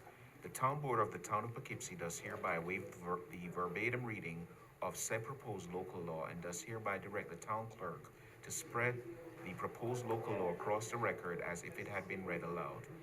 Pursuant to the provisions of SECRA, the town board determines that the adoption of the proposed local law is a type 1 action and determines that the town board is the only involved agency and therefore designate itself lead agency for the environmental review of the proposed local law. The town board accepts the attached full environmental assessment form, part 1, to commence the secret process, and the town board is hereby directed to post a notice of public hearing in the town's official newspaper, the Poughkeepsie Journal, and on the bulletin board maintained by the town clerk in the town hall not less than 10 days prior to said public hearing. Be further resolved to refer a copy of this resolution, the annexed proposed local law, and the notice of public hearing to the municipal clerk of each abutting municipality not less than 10 days prior to the public hearing, and to refer a copy of this resolution, the annexed proposed local law, and the notice of public hearing to the Dutchess County Department of Planning and Economic Development for advisory review in accordance with the General Municipal Law, Section 239M, and to distribute a copy of this resolution, the annexed proposed local law, and the notice of public hearing to the Town of Poughkeepsie Planning Board for its review and recommendation pursuant to Town Code Section 210-154. So moved. Second. Okay, again, this is setting a hearing for November 6th. This is for the amendment of the code, the zoning code. Yeah, I'd just like to say Doreen made some very good comments. She's gonna email them to us, but I did write a few down. Doreen, if you're still listening, I think you asked some very good questions, and I hope to incorporate some of them in after we talk to department heads.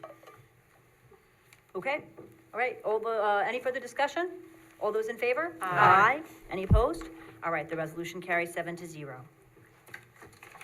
Okay, Ann. Whereas the town board finds that it is in the best interest of the town of Poughkeepsie to amend the town code, chapter 171, solid waste, and chapter 210, zoning, to allow composting and mulching facilities as types of recycling business. Now therefore be resolved, the town board of the town of Poughkeepsie does hereby set the 6th day of November 2024 at 7 p.m. at Town Hall, Town of Poughkeepsie, 1 Over Rocker Road, Poughkeepsie, New York, as the time, date, and place of a public hearing at which all parties in interest and citizens may be heard as to whether or not the town of Poughkeepsie, the town board of the town of Poughkeepsie should adopt the proposed local law to amend chapter 171 of the code of the town of Poughkeepsie entitled solid waste, and to amend chapter 210 of the code entitled zoning regarding composting, mulching, and annexed hereto, and be further resolved, the town board of the town of Poughkeepsie does hereby waive a verbatim reading of said proposed local law, and does hereby direct the town clerk to spread the proposed local law across the record as if it had been read aloud, and be further resolved that pursuant to the provisions of seeker, the town board determines that adoption of the proposed local law is a type 1 action, and determines the town board is the only involved agency, therefore designates itself lead agency for the environmental review of the proposed local law, and be further resolved, the town board accepts the attached full environmental assessment form, part 1, to commence the secret process, and be further resolved, the town clerk is hereby directed to post notice of the public hearing in the town's official paper, the Poughkeepsie Journal, and on the bulletin board maintained by the town clerk in the town hall, not less than 10 days prior to said public hearing, and be further resolved to refer a copy of this resolution and annex the proposed local law and notice a public hearing to the municipality clerks of each of the abutting municipalities not less than 10 days prior to the public hearing, and to refer a copy of this resolution, the annexed proposed local law, and the notice of public hearing to the Dutchess County Department of Planning and Economic Development for administrative review in accordance with the general municipal law, and be distributed a copy of the resolution and annexed proposed local law and notice of public hearing to the town of Poughkeepsie Planning Board for its review recommendation pursuant to Town Code 210-145. So moved. Second. Okay. Any discussion? This is to allow composting and mulching businesses as recycling businesses in the town, and the hearing is set for November 6th. We just set 4 hearings for November 6th, everybody. Just be aware, that could be a long, lengthy meeting, okay? Any discussion? So do we have an idea? I'm sorry, I didn't recall reading through this, but where would these some proposed locations for these? In the section 2, it says, it will apply within light industrial, heavy industrial, highway business, and historic revitalization development Right, so districts. no specific but in those. But in those Yeah, zoning okay, districts, right, but not in residential or other Certainly, places, right? okay, Yep, sure. okay. All right, all those in favor? Aye. Any opposed? Okay, beware the Ides of November. November 6th is gonna have, it might be a little bit of a lengthy meeting, right? We've got 4 public, yep. Oh, no snowstorms on November 6th, please. Okay, number 14, be it resolved that the town board does hereby authorize the sale of surplus highway equipment. Everybody, you got a copy on your desk of the list of surplus, truck, boom lift, jack, tractor attachments, et cetera, that, the highway department is ready to sell. As shown in the annex request from Highway Superintendent Michael Simon at an online web auction conducted by Auctions International, a government specialized auctioneer at their standard rates, provided that a complete record of the equipment and results of the auction be maintained. So moved. Second. All right, any discussion? These are so old. There's a 1990 Chevy 3500 flatbed truck. It's amazing that it was still running. So, I'm so glad to see the highway department get a couple newer, Come on, There's- 34 years, that's It's two- so old. 2002 International truck. So Yeah, they're, but I they're don't know. overdue. They're Yeah. overdue. Yeah, but This I thanks to wanna the buy- Keiths. They have two mechanics, the Keiths, who do a Keiths. tremendous amount to keep their equipment running and sometimes help out the other departments as well. So we have incredible town employees who make do and make things happen. So it's We may great. get a lot of bids on the 3-ton long Ramjack too, so. We'll find watch out. for that. We'll see. All right, all those in favor? Aye. Any opposed? The resolution carries 7-0. Okay, resolution 15. Part-time, legislative aid. Whereas section 35G, civil service of the classified civil service of Dutchess County, Illinois, appointment of a person as a legislative aid to the town board, to assist the town board in properly managing the town and various operations thereof, whereas the town board would like to appoint part-time legislative aid to perform such functions as are assigned on a regular basis by the town board and the town supervisor. Now, therefore, be it resolved that the town board hereby creates / or has created the position of a part-time legislative aid to the town board in the unclassified civil service pursuant to section 35G of the civil service law, who shall perform duties as set forth in the attached description, copy of which shall be incorporated by reference within the minutes of this meeting, and that the town board hereby authorizes the supervisor or their designee to advertise for the position of a part-time legislative aid to the town board. Should be paid an annual salary of $27,000, with the proposed candidate to be interviewed by those town board members who wish to participate in the interview and approved by vote of the town board. Benefits shall be provided in accordance with the town's established policy on same, and be it further resolved, the town supervisor or her designee are hereby authorized and directed to file any and all documents with the Dutchess County Department of Human Resources to effectuate the terms of this resolution. So moved. Second. Okay. Okay. I'm not sure what the or has created there. Yeah, As that's a a good- friendly amendment, I would strike that. Hereby creates the position of, this has not been created. Okay, Um, second on that. Okay, thanks. I don't know if we need to vote on that amendment or not. We can. You have to vote on friendly amendments? I think if it's a minor amendment, we're okay, right?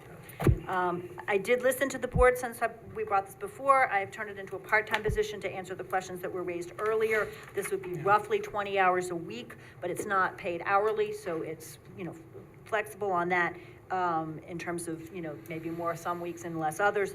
And it does not include benefits. So, it's a part-time position.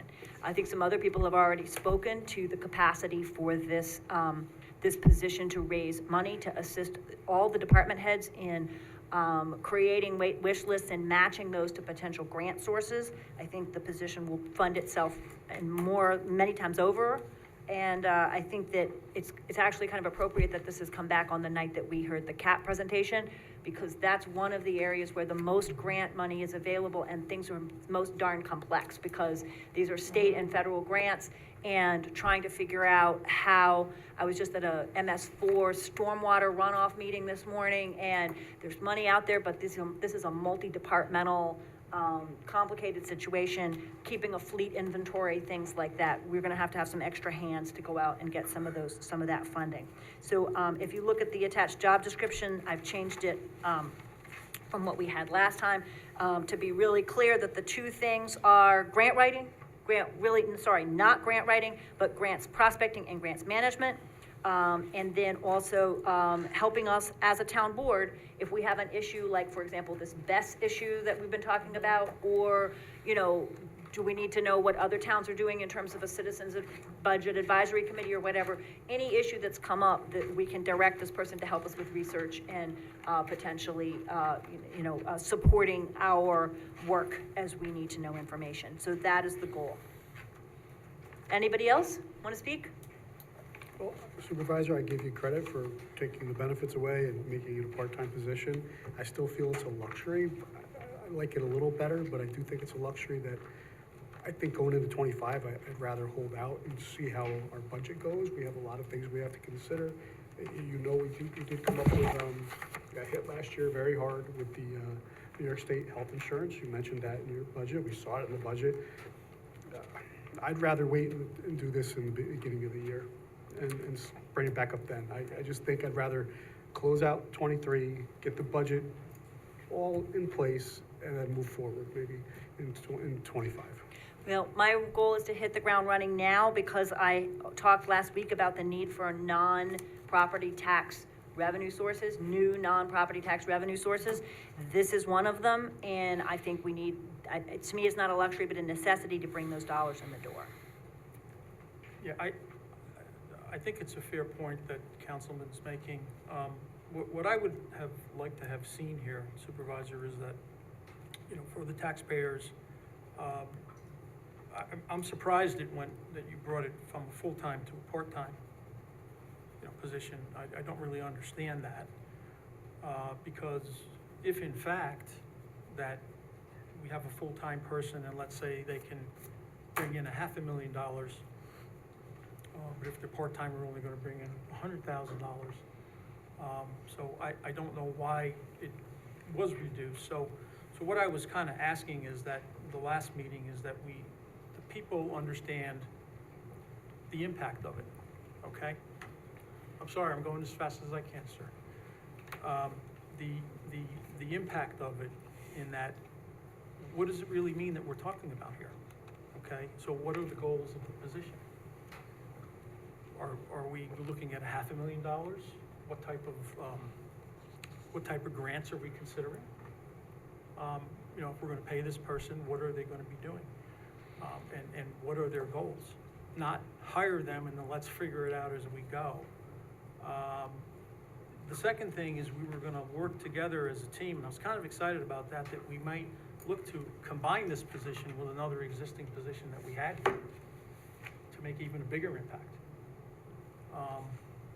And we were gonna have some meetings and discuss that, how we can integrate that, and we didn't do that.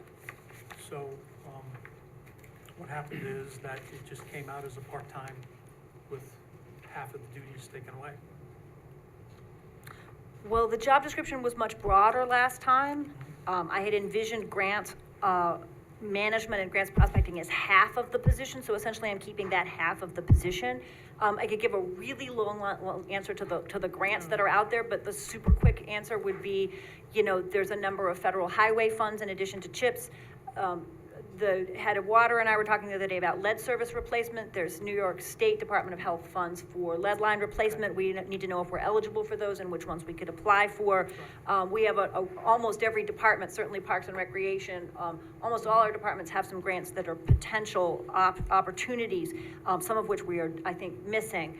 The Climate Smart grants are a particular example, and that's now combined with this federal IRA money, which means that we can get also the equivalent of, if you were a private own a private person and you bought a car, or a business and you bought an electric car and you got a rebate on it, the federal rules now allow a town to get an equivalent amount of funding as if we get the tax credit, even though we are not getting, we aren't tax paying ourselves.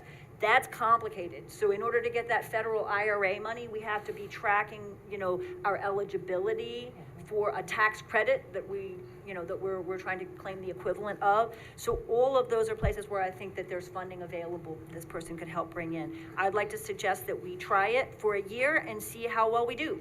Supervisor Edwards, I want to second your point that when I was looking at the responsibilities, I was flipping through the proposed town budget, which I've probably listened to your presentation maybe 10 times, told my wife that if our kids need a civic lesson on how the town is run, we need to go back to this. Very well done, and I think the responsibilities of the legislative aid aligns with the vision for the town, and I'm fully supportive of it. Yeah, and I also like to say, having been on the Climate Smart Committee for like the first 4 years of it, it took a long time. Our staff here is really stretched, and it took a long time to get the staff to come up with the numbers and thing we needed. And to have somebody here in Town Hall helping us will really help speed things up and allow us to apply for these grants more quickly. So an example on that right now is that we have funds for small engine, small equipment, and we have the 2 EVs. The planning department has been really trying to help move that forward, but it's not really them. It's other departments that we have to coordinate with. Okay, who's wanting electric equipment of various kinds, lawnmower, the EV. We need some more coordination on that in order to get and then to manage and report on those grants. So I just wanted to reiterate, and I think that someone spoke at the beginning in public comment, that it's not just managing the grants to get them in the door. Once we get the money, we've been sitting with piles of money to buy an EV. But it's sort of cross-departmental, and who's gonna be the person who says, okay, I give up several hours this week and next week and the week after to go price out the EVs, find the EVs. That's beyond any one person's job. So I think this legislative aid would really be helpful once we have the money, they could help us spend it. my last little plea is that I've spent all year trying to bring in $43,000 for a reimbursement grant for the EV chargers on the upper level, and I got it.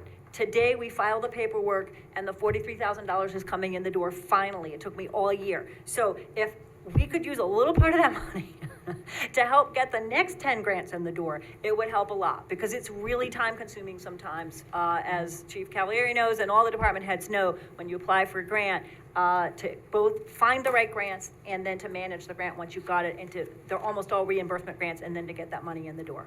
So, sorry, I saw you nodding in the back, because I know you've done this too, right? It's a lot of work, so, all right. Anybody else want to speak?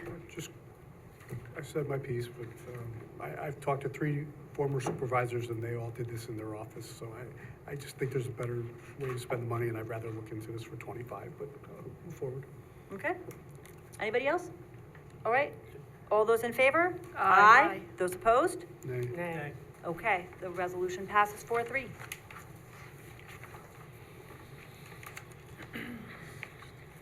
Is it me? Where were we? I think so. think it's, So sorry. I think it's, So sorry. it's board member Laird, yes? There's been a lot of discussion. Okay, number 16, whereas Mid-Hudson Development Corp. and South Hills Common LLC, the applicants are developing a 4-building apartment complex on the west side of Route 9D in the town of Poughkeepsie, for which wastewater service is required. And the applicants have offered to dedicate to the town a wastewater pump station, generator, lines, and appurtenances, the improvements together with an easement for them prior to the issuance of a CO for Building 4. Now therefore, be it resolved that the supervisor or her designee is authorized to accept the dedication and ownership of the improvements and the easement on behalf of the town and all involved districts, commissions, improvements, and improvement areas, all as shown on the applicant's approved site plan. Be it further resolved that the supervisor or her designees, after consultation with the development director, building, planning, engineering, and legal departments, are authorized to accept same upon fulfillment of the conditions annexed at Exhibit A. So moved. Second. I know that town board member Bruder has spent a lot of time on this project. This has been a long one, a very long one, and I know you worked with neighbors in a very helpful way. So, this has been a long time coming, so. Thank you, Supervisor, for that. Yeah, we did, and we were able to, with the thanks of everyone mentioned here, Mike Welty, Kristen, Jim Nelson, the sewer department. It's a big, long situation there. And we were able to negotiate some additional trees for the homeowner who had been looking for that and paid for by the developer, not the town. And we're able to, implement that back into the, planning process. So I want to thank everybody for their help in working with me and the homeowner.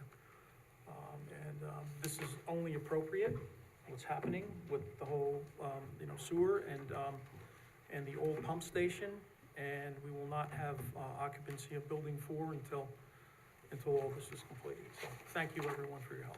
Thank you. All those in favor? Aye. Any opposed? The resolution carries 7-0.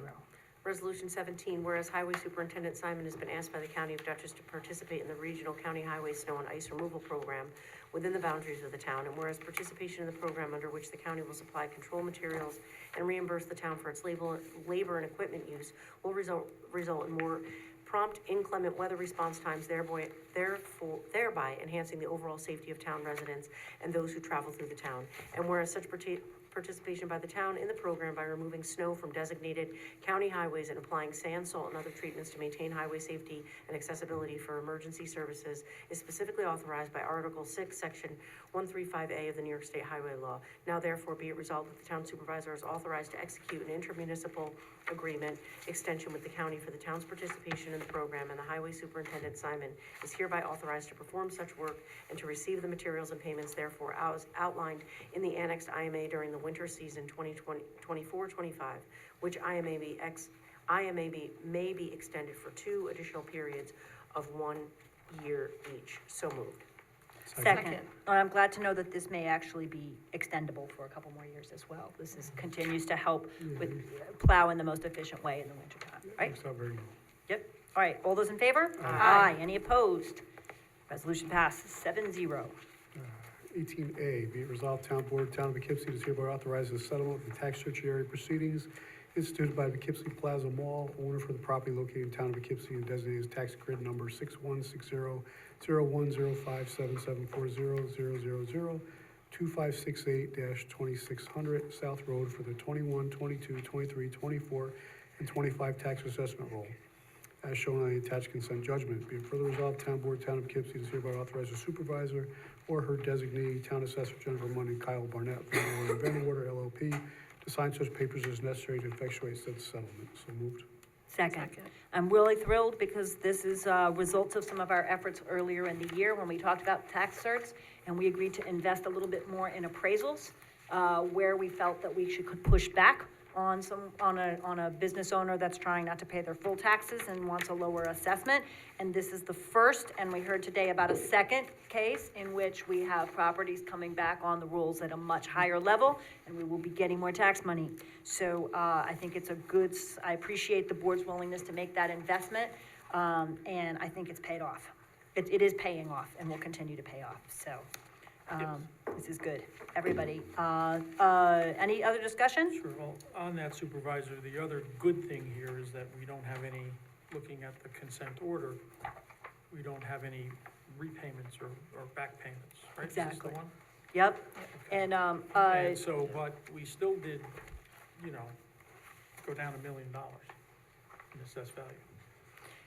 We're- So, I've had some personal things going on, so I didn't bring my little ticker, clock here, which I have, but we're probably up to 15 or 16 million now of reduced assessment loss. So how will we handle that in town?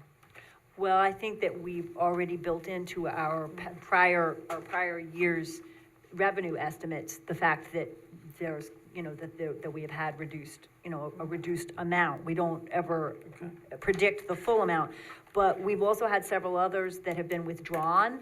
There were challenges that were withdrawn. I think when we talked with Kyle and with Jennifer, we were talking about the fact that the board sees the ones that come to this point, but there are others that get withdrawn along the way. Be happy to talk, you know, we can talk further with the assessor and Kyle if we would like to do so, but. So because of the more aggressive behavior, that was the settlement here in the sense that we didn't have to repay.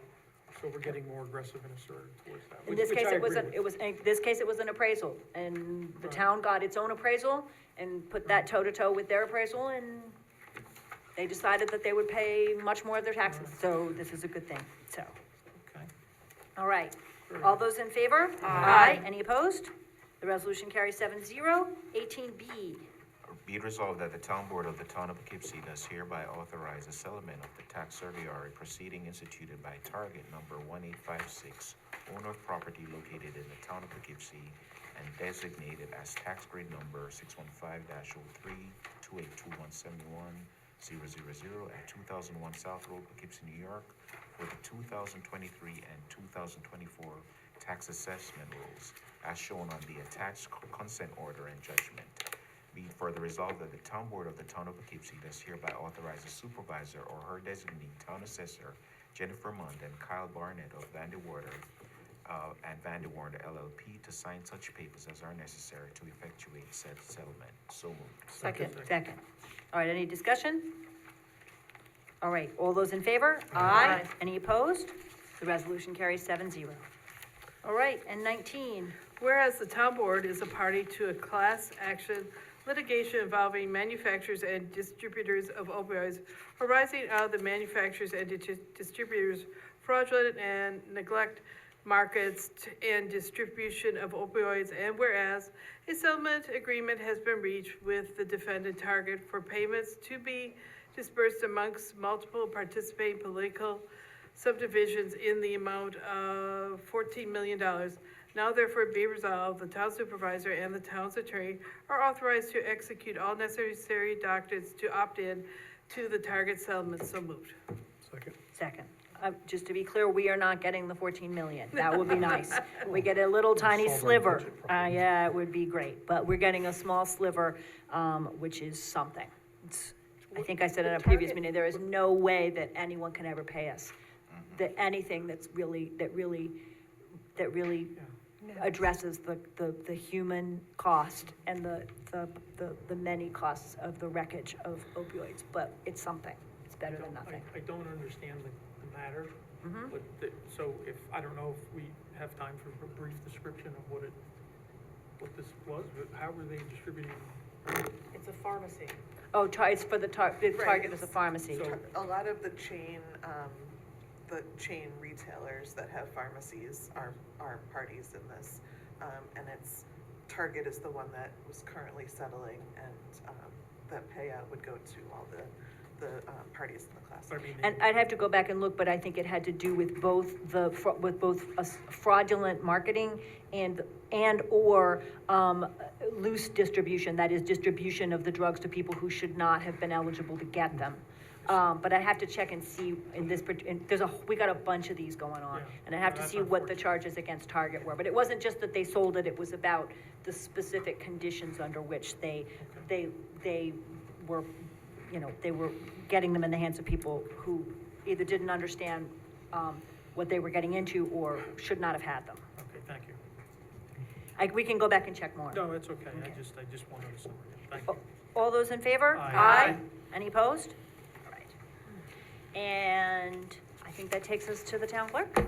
Ms. Salvatore. Actually, it's a resolution to accept the minutes, and I can't vote on that. Oh, that's right. You don't introduce I don't it have this time. any notifications this week, although I did get something very late, but it'll be on next week, and it's about the Croft Corners Halloween parade, but I just got it yesterday. Okay, great. All right, then this one comes to me then. Be it resolved that the town board hereby accepts the minutes for August 7th, 2024, August 21st, 2024, September 4th, 2024, and September 18th, 2024. So moved.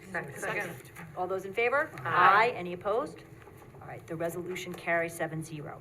All right, I just leave it open if there are any committees that would like to report, or anyone from their position as a liaison to a committee would like to report. I could give you one from, I know we gave the fire safety last week, I believe. I think that was 2 weeks ago, yep. 2 weeks ago. So the senior meeting met today, and we have a lot going on in the senior center. Actually, something new starting on the 15th.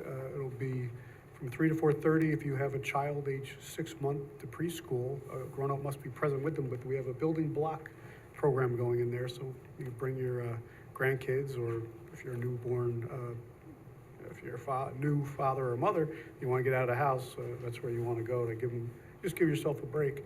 But the kids will have fun. We have a farmer's market possibly going into Stanley Still Park. We have some exercise programs still going on in the senior center, so, and some probably construction they want to do in the old garage in the back. And we're going to redo one of the rooms inside the center. And we're looking at a couple things with the lights too, so you could turn off half the lights so they're not all on at one time. And then Bill actually caught something today, the water heater. We found a way to save some money because the water heater, go ahead, Bill, you can explain it. I don't know, I hope I can explain it. So, yeah, there's an electric water heater there In the town hall or in the senior center? in the senior center. Oh, in the senior center. And so what could be done in that case, if you didn't want to change the equipment out, is put a timer on it. Because when you have an electric, of that size, I mean, I've never seen one that, well, I have seen them that big. I don't know how many gallons it is, but it's more than 50, put it that way, probably 100. And so, you know, if you time that, if you want to keep that equipment for now and just put a timer in, then you can set that for the times you're open. And it's a significant savings rather than it recycling. It's a huge amount of money there. So that's something to look at. You know, if I can help provide input with that in the short term. That's a great idea. We're using some of our Climate Smart money in the next month or two to do an energy audit at Town Hall, the Highway Department, and the Senior Center. Right. So we should put that on for sure put that on the And list. we also Yeah, talked about putting some lights outside. That's a real That quick would fix. be- And the other thing is that whoever installed that, you know, that's a solar adaptable water heater as well. So, Oh, okay. which is good. So, Bill, you want to mention the lights too for the senior center? what did I say about that? So we're going to put some lights outside, solar. Oh, yeah, we were, the proposed, you know, pickleball court.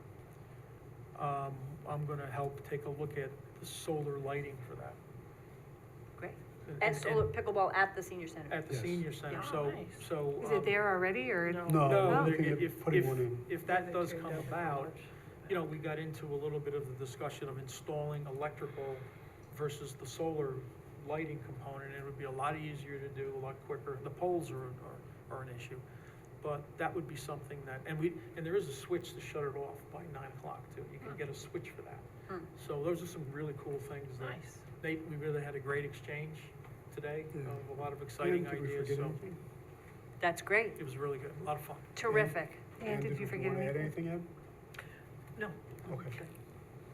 Anybody else? I just wanted to mention that on Sunday, this past Sunday, we had an electric vehicle showcase. The Climate Smart Task Force had it out here in the parking lot from 10 to 2. Sorry, Ann, I told her it was 10 to 3.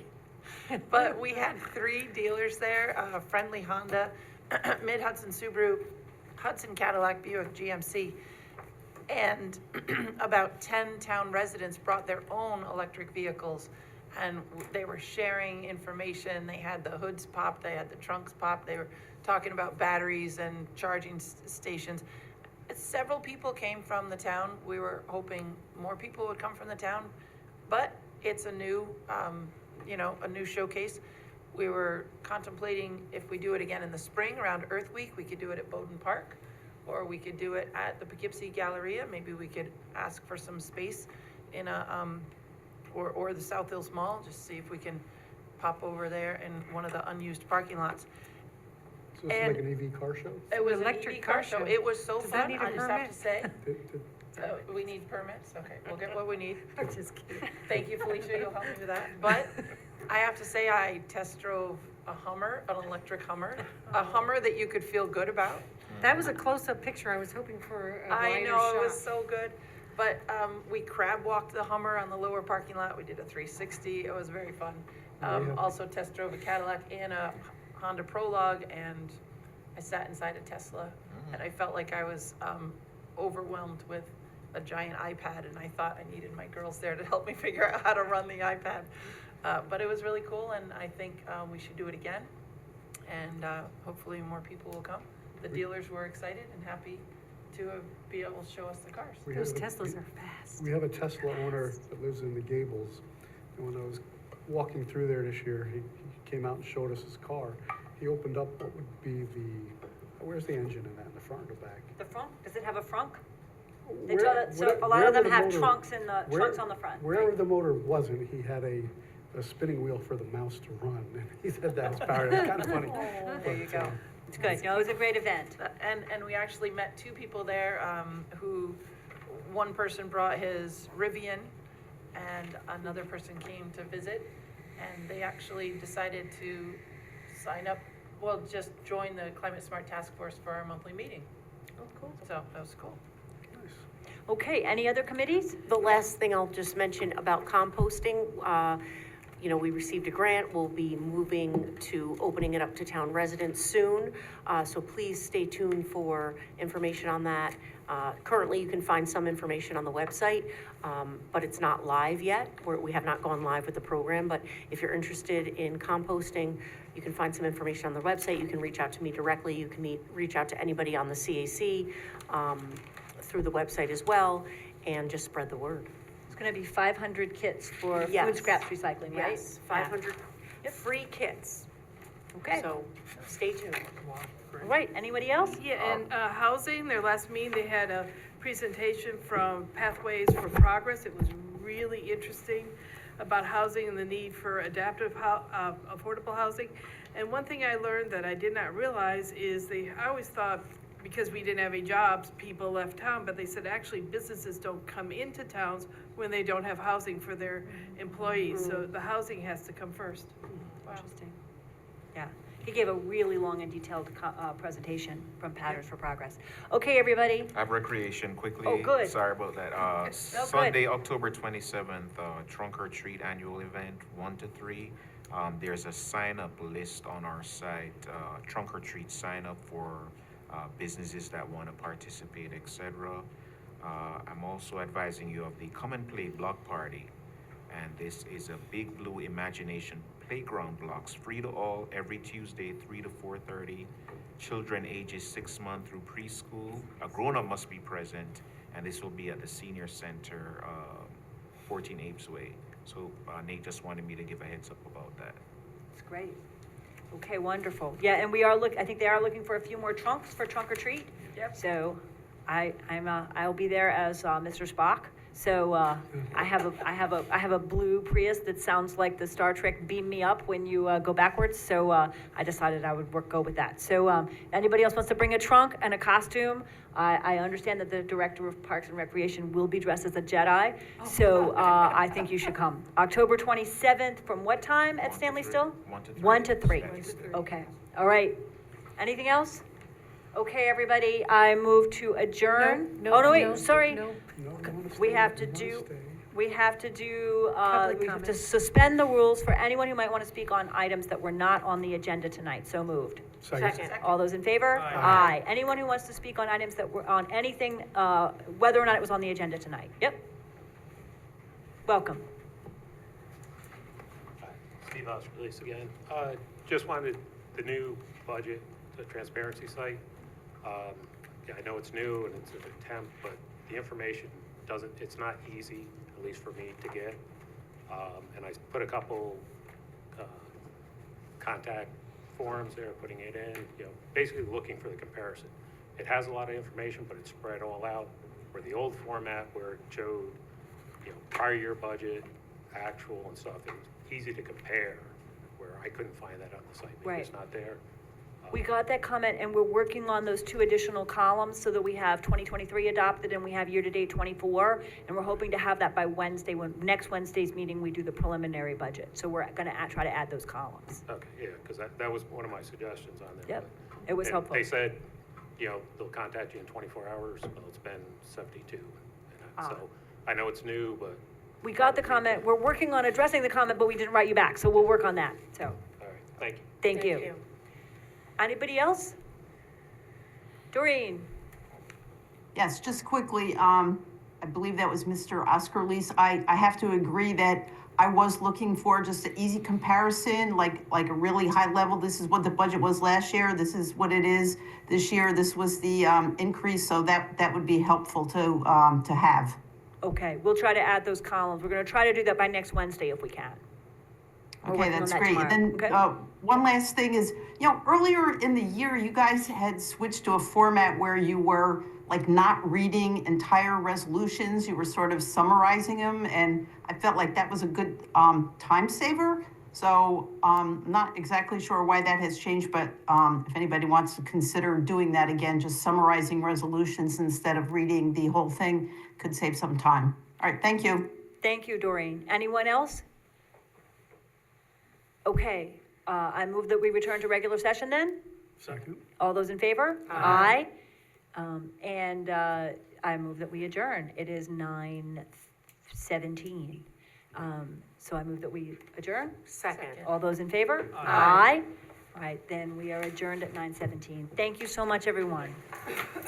And I hope that Lindor's Grand Slam held. What about the Yankees? Come on. It's 2-2 right now. Thank you so much. Top of the seventh.